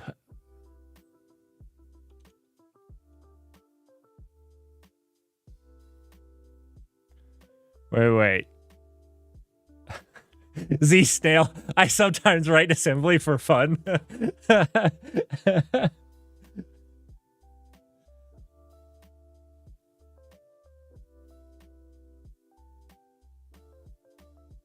The message was held for smart detection.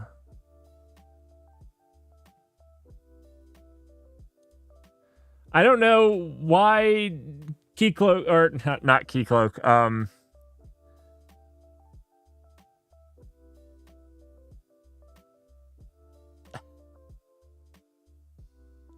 debugs code with seg faults.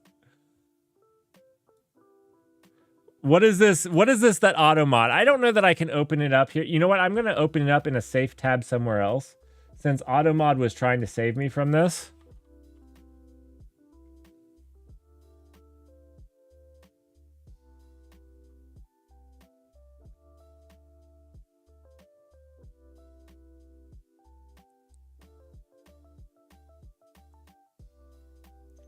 What is this? I don't know what this is. Cloak allows you to overlay star backtick S or any other character over defined patterns in defined files. It also disables CMP from the buffer if it's installed. I don't understand.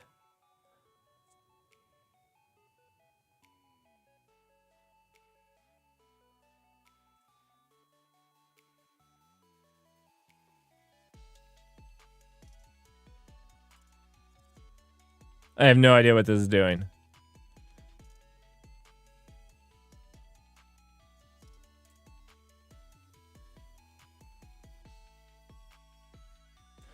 Oh, sensitive input hiding. Oh, allow you to provide, not this. I was reading it as a single string. It stars out. I got it. Oh, cool. I might need this. You guys don't know. I have probably spent 10 hours of my life resetting keys after a stream where I leaked them. Like not a small amount of my time, to the point that I've thought about scripting out resetting all my keys so I can just do it at the end of a night.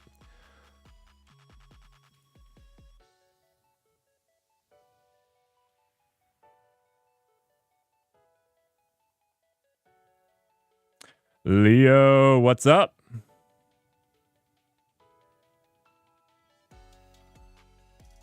I don't remember if you said hi either. I don't remember responding to it, so you might have. And then I just seemed like a jerk because I ignored you. All right. With that set up, we can go ahead and cargo run this.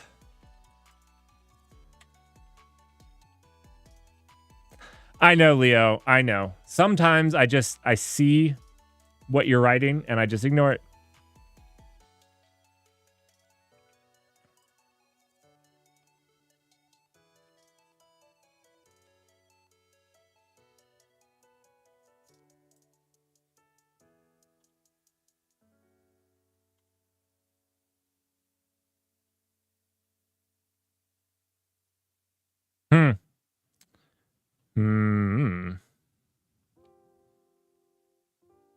One second.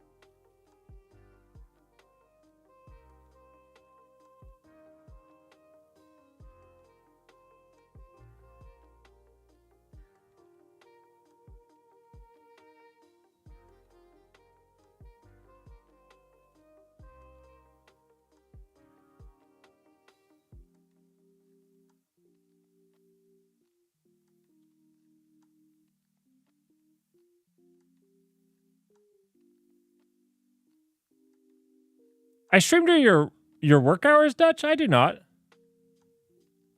Or are you talking about Leo's? Have you guys seen Leo's stream?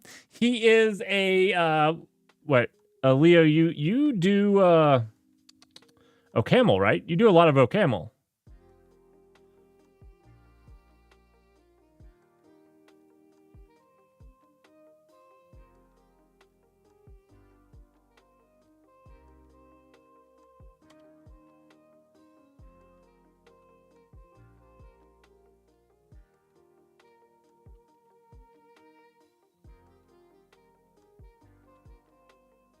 Yeah, if you want to go check out some OCaml. This is actually where I've seen OCaml when I was talking about it.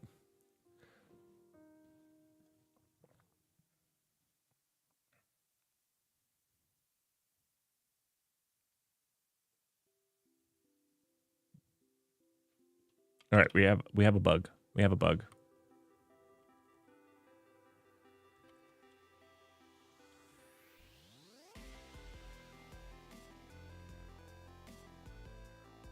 We all love YAML here. We all love YAML here. What was that? Where was it going? Over here.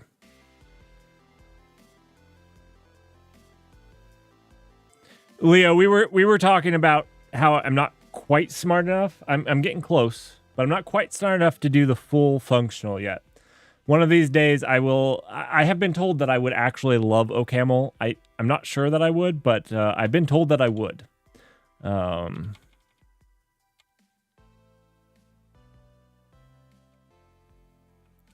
So we got this.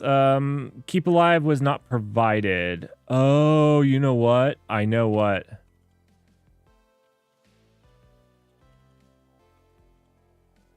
It's in here.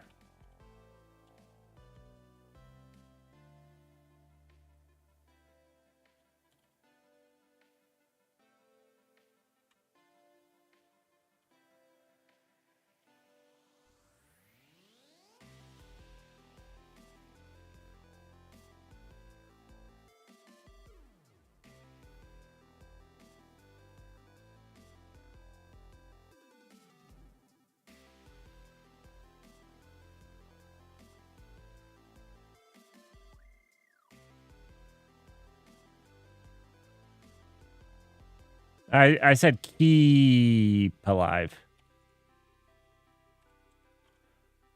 Because I can't spell.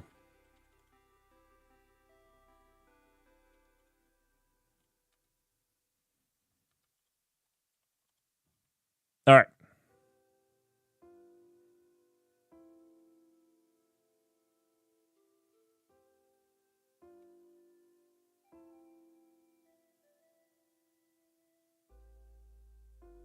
Wait, Leo, isn't OCaml full functional? Aren't you doing full functional? Am I misunderstanding? I feel like you're maybe I'm wrong. I thought OCaml was like full functional. OCaml is mostly functional.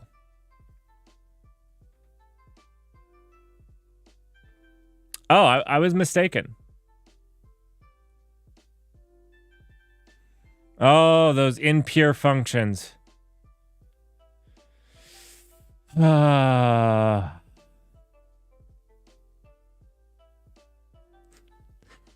and your impure functions. I can't believe it. I can't believe it.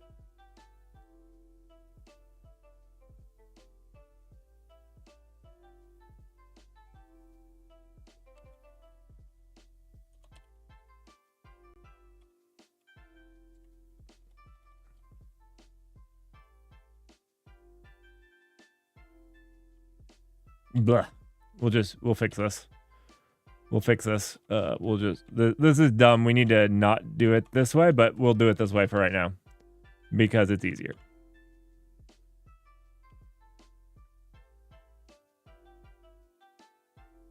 Melky, what's up? How are you doing? Okay, we'll do a Haskell stream at some point. At some point we will.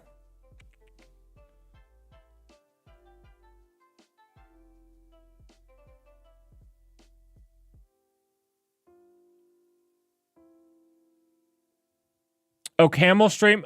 Leo, do you want to do okay, look, Leo, I'll do it if you want to do it with me. Do we want to do a joint stream at some point? I'll do a no camel stream.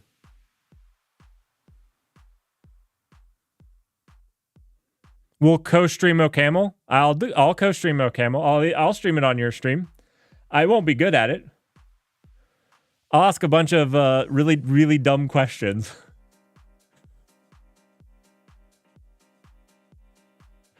Dutch will join in the stream just to talk about Go while we're doing it. All right. You know, Leo, though, if we really want to do this, I have one request for you. After our co-stream, can you make me a coding challenge? So I was inspired by ToggleBit's code relay that we did, where I was basically given a coding challenge to solve in a certain amount of time. And so what I would request is we do this OCaml stream together, and then what I'd love to see is you give me a coding challenge. And I'll give you one, and we can switch and do them. I think it will be a great bit of content. We can do them live. Like, we can hand them off live, and we can try to, like, race to fix the other person's bit of code. We're going to have to come up with some rules around it, like what we're allowed to do. I think that, I don't know. My thought was, like, you get 2 hours to make the coding challenge and hand it off. Something like that. And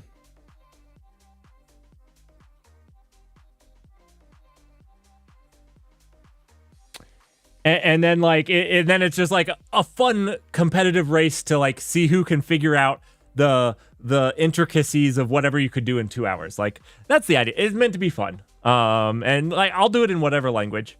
I'm not necessarily... I had fun debugging what Toggle gave me. Like, it was a ton of fun. I think Stream had fun, too.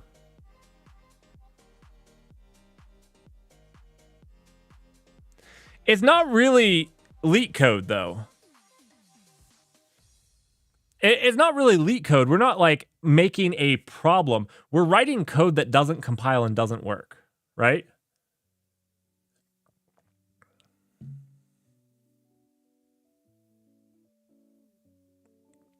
So, like, it's supposed to have, like, interesting bugs that are, like, you know what? So, like, the code that I was given had some very interesting, unique bugs that kind of took a little thinking to get through. It's just something like that. I don't know. Give you some sig faults or something like that.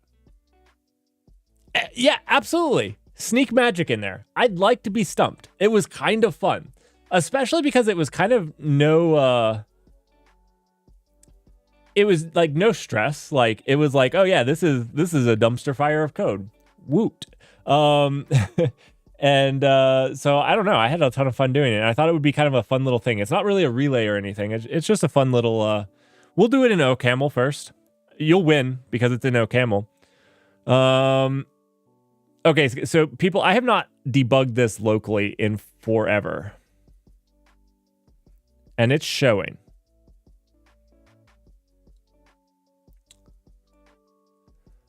Thanks for the follow. And there's your auto-generated generated message, follow message. So thank you for that. That's actually the system that we're working on right now. It has problems, like there's no audio. It doesn't ding. It does give you an AI-generated message about your adventures with the Null Party.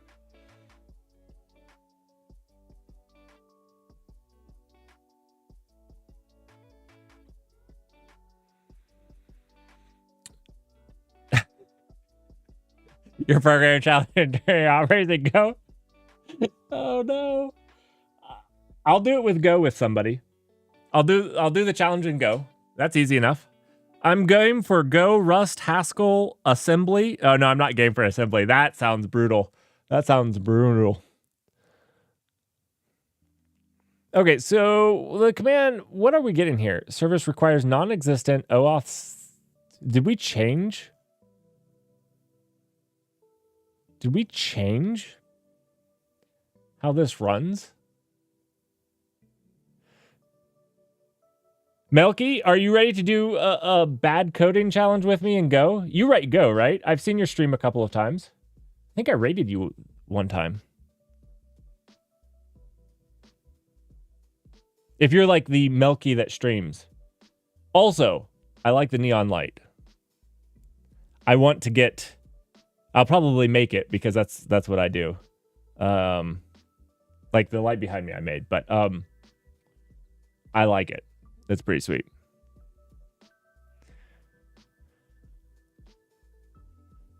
Look, if I get my butt kicked with OCaml, I need at least one language that I know. Dude in Fortran? No. I need one language that I actually know. I'm going to get my butt kicked in OCaml. We got a DIY hire over here. Yeah. Dude, even my Twitch alerts are all my own, right? Even my Twitch alerts.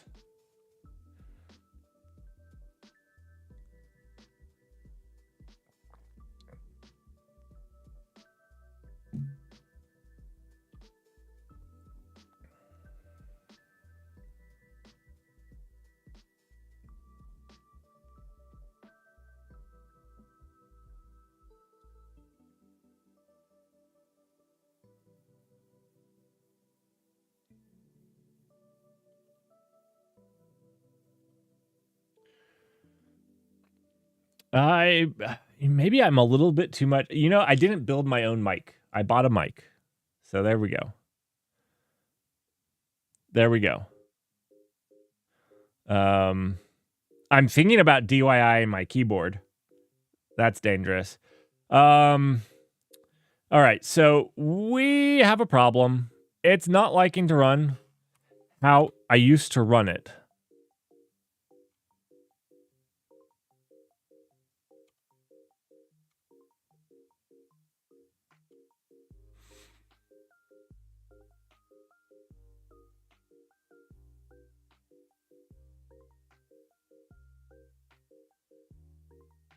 Have a wonderfully delicious breakfast, Leo.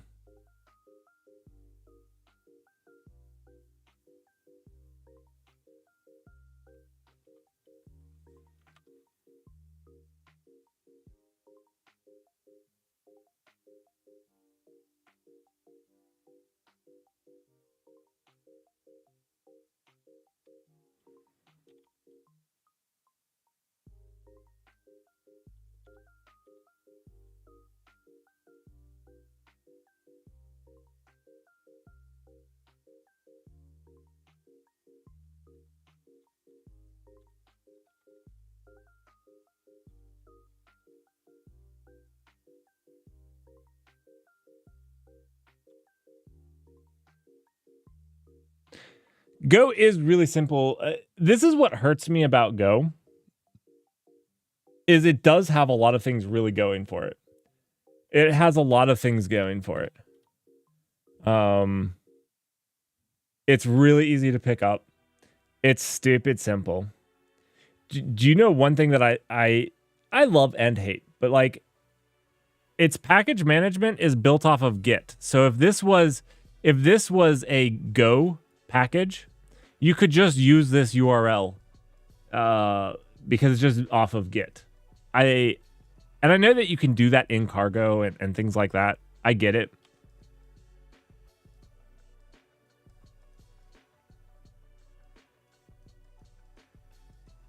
Oh, Go enums are a dumpster fire. I don't give one iota about somebody who says anything good about Go enums. Oh, you like Go enums? It was an iota joke. It was an iota joke, okay? There is no enum. Those are not enums. That's the good way of thinking of it. That is the correct way of thinking about it.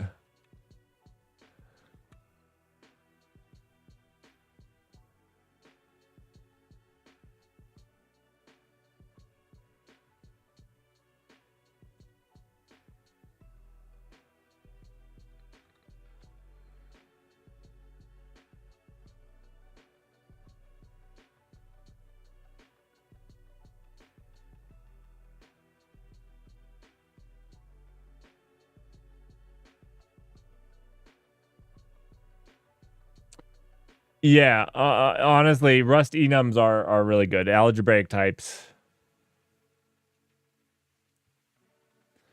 I don't know what I'm doing here. I haven't touched this code in really long. Oh, we do need that. Okay, that is one that we can actually give. So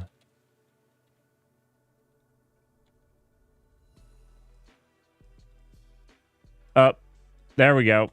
Perfect. I meant to source it. Now I got to reset that. Beautiful. I'll do that tonight. Perfect. Perfect.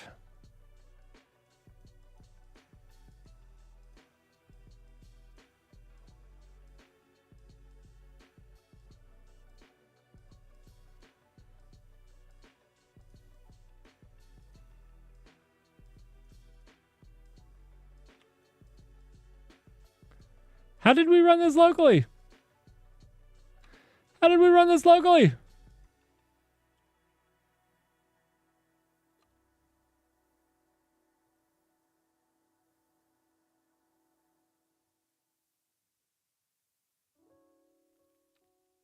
One second. I want to check something.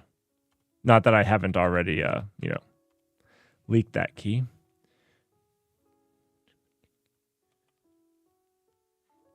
That's actually named right.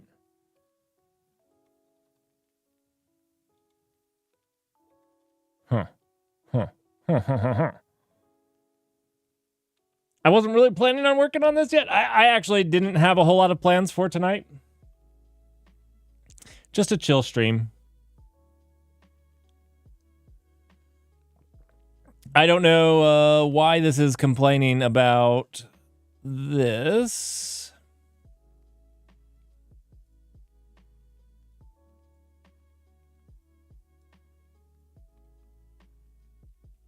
There is a GPT key.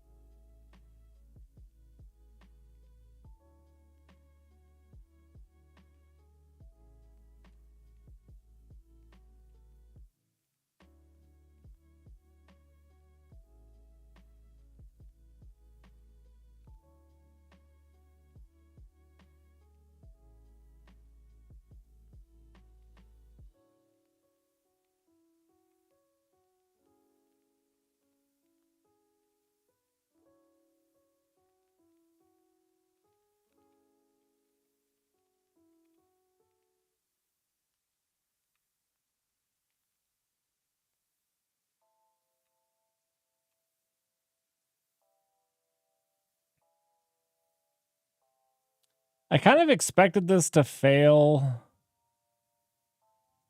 Not on this stuff.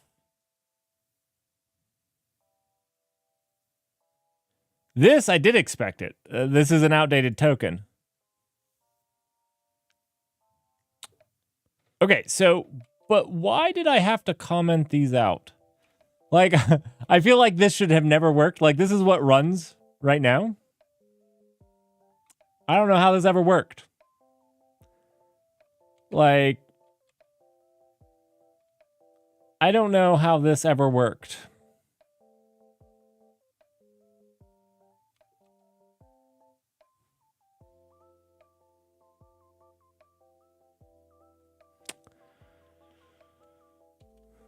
Huh.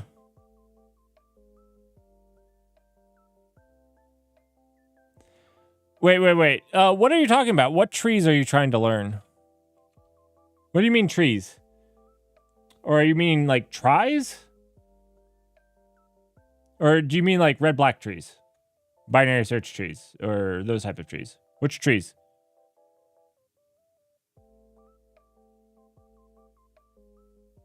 Oh, you're just talking about red-black trees?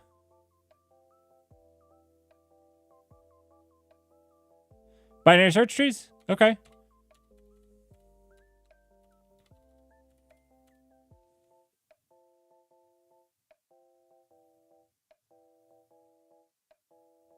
Nice. We should talk about them sometime.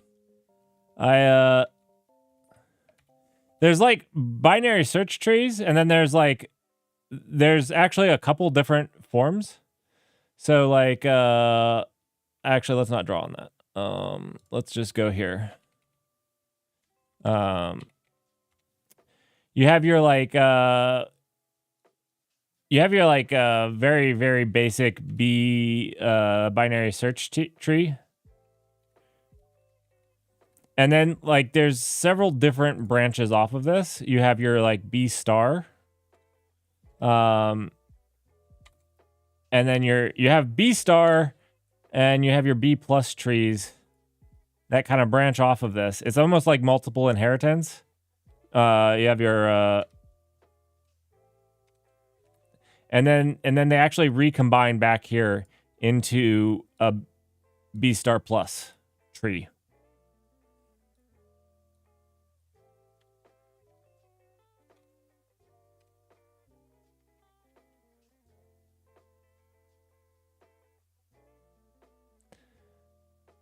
And these all take slightly different approaches to how they store the data in the binary search tree. So this gets down to like when you're talking about a binary search tree and how so in a pure binary search tree, in a B search tree, you only have like the two values. You know, you have an A and a B or what, however you want a left and a right. In these trees here, you don't. You have multiple. That's the biggest difference. Anyways, these are big in database indexes. So if you're ever wondering what the you should watch my database indexes video on YouTube. But if you're wanting to know, these are like super big in the database indexing. B trees are.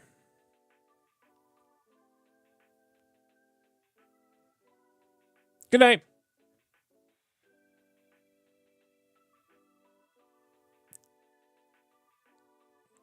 Toggle, how are you doing?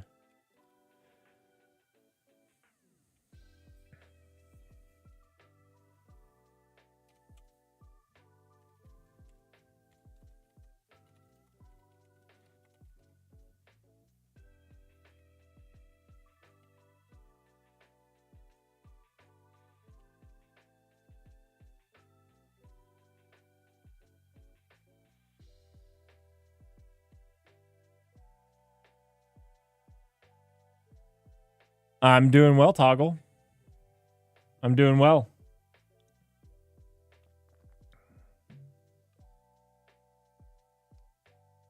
I'll be fantastic when that video's out.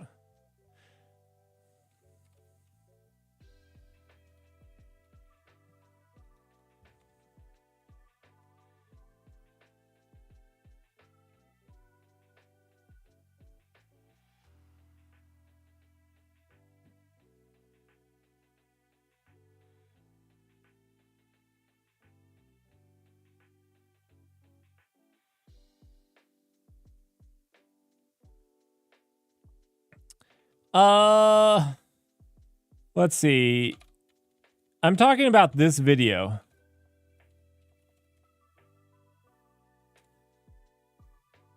Let's see. This one. You watch this for entertainment? I can't believe anybody watches this video for entertainment.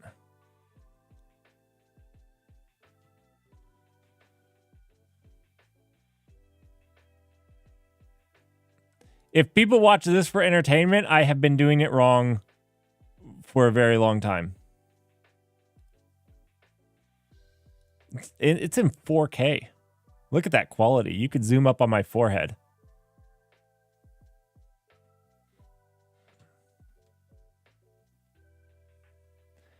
Oh yeah, Toggle. Proper YouTuber here. Not really. Not really.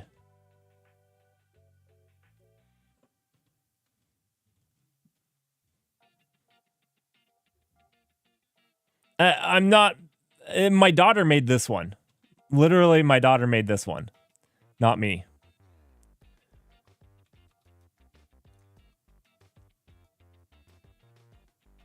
Okay, well, this goes into like binary trees and binary search trees, B star plus trees a little bit. It scratches the surface. I asked people to let me know if they'd like more information on binary trees. And we can implement them in the database, maybe.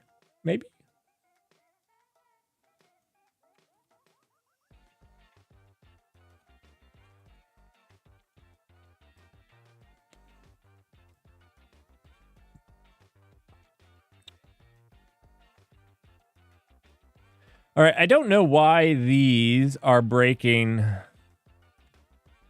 the run. I don't know.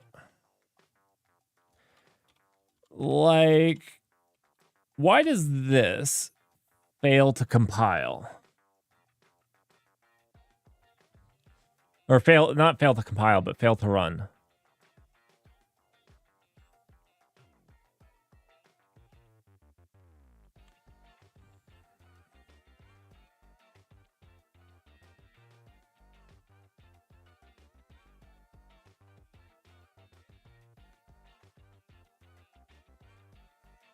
Oh. You know, the only really tricky thing is rebalancing trees, and there's an easy way and a hard way. And, you know, honestly, I only remember the easy way off the top of my head when you're talking about rebalancing, but it doesn't actually work. It only works for binary search trees. It only works for binary search trees and not for binary B star plus trees. Well, yes, it works for them, but it has to be modified. It's really simple in a binary search tree because basically all you do is you count how many rotations out you are from whatever node that you insert. And then you just do rotations as you work your way up towards, you know, the root node. If this is the root node,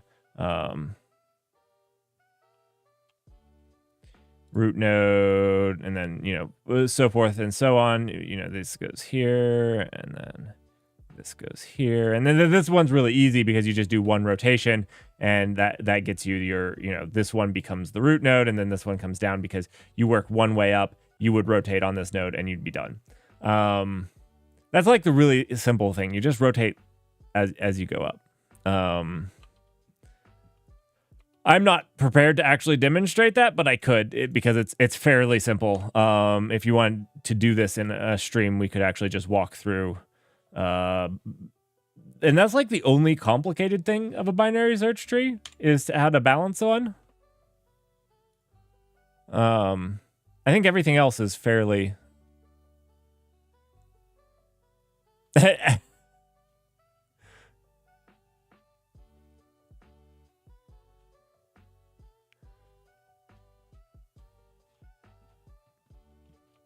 Toggle, check this out. I have a bug in my database, and I made this to talk about the distributed consensus bug. I'm super happy about how this graph turned out. Saturday, I'm going to give a deep dive into the leader election bug. So there's a leader election bug, and this is what's going to solve it. And I was super happy with how it turned out.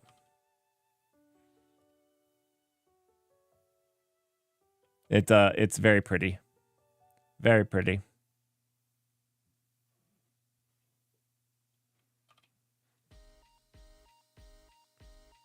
All right. So I'm going to have to call it for tonight. It's getting late enough. I also need to get the new stream key, but I actually have a real one. So I can't leak that. So I gotta set that up as well as reset another key that I already leaked tonight. So I'm gonna go ahead and do that. And then get this set up so that we can test it a little bit easier. Basically, I just need some scripts to set up stuff. I need to set up the Twitch API so that we can test it on stream a little bit easier. It's not going to be easy for me to actually do now because I don't want to leak this. access token. And I only have like 15 minutes more anyway, so there's not enough time for me to like really do it. So that being said, I will get that stuff set up so that we can do that. We'll get the newest version of Anathema on Thursday. See if it's fixed our bugs. Better have. Raid Bad Cop. All right. You guys ready to go see Bad Cop? Let's raid some Bad Cop. What is let me go find their username.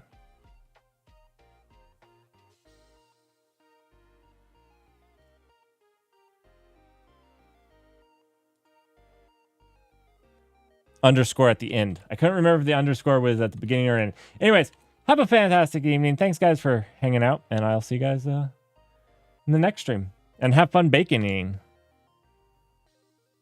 Specific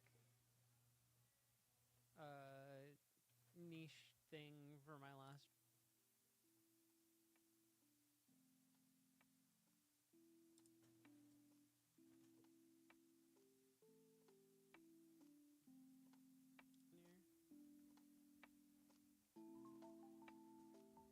Hey, thank you for the raid.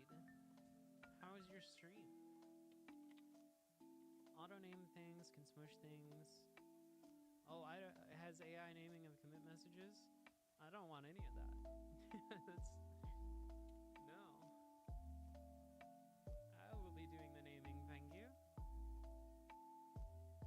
What are we up to tonight? I'm gonna try and rewrite at least part of my NeoVim config.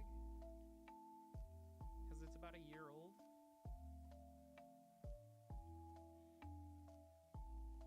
Do you have a link to this thing? Get Butler. No, it's GUI. Ew.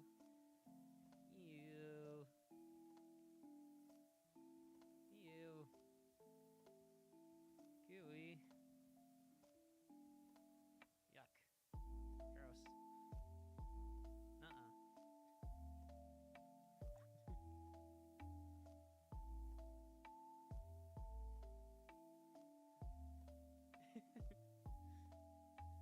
I hate it when my programs get GUI. Hold on. Pin this message. There we go.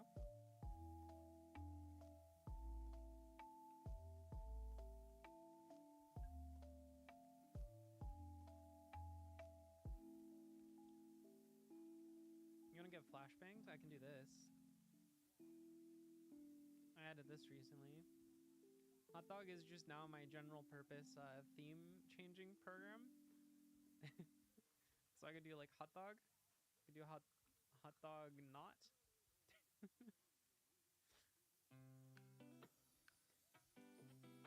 Really good conventions here. It makes total sense.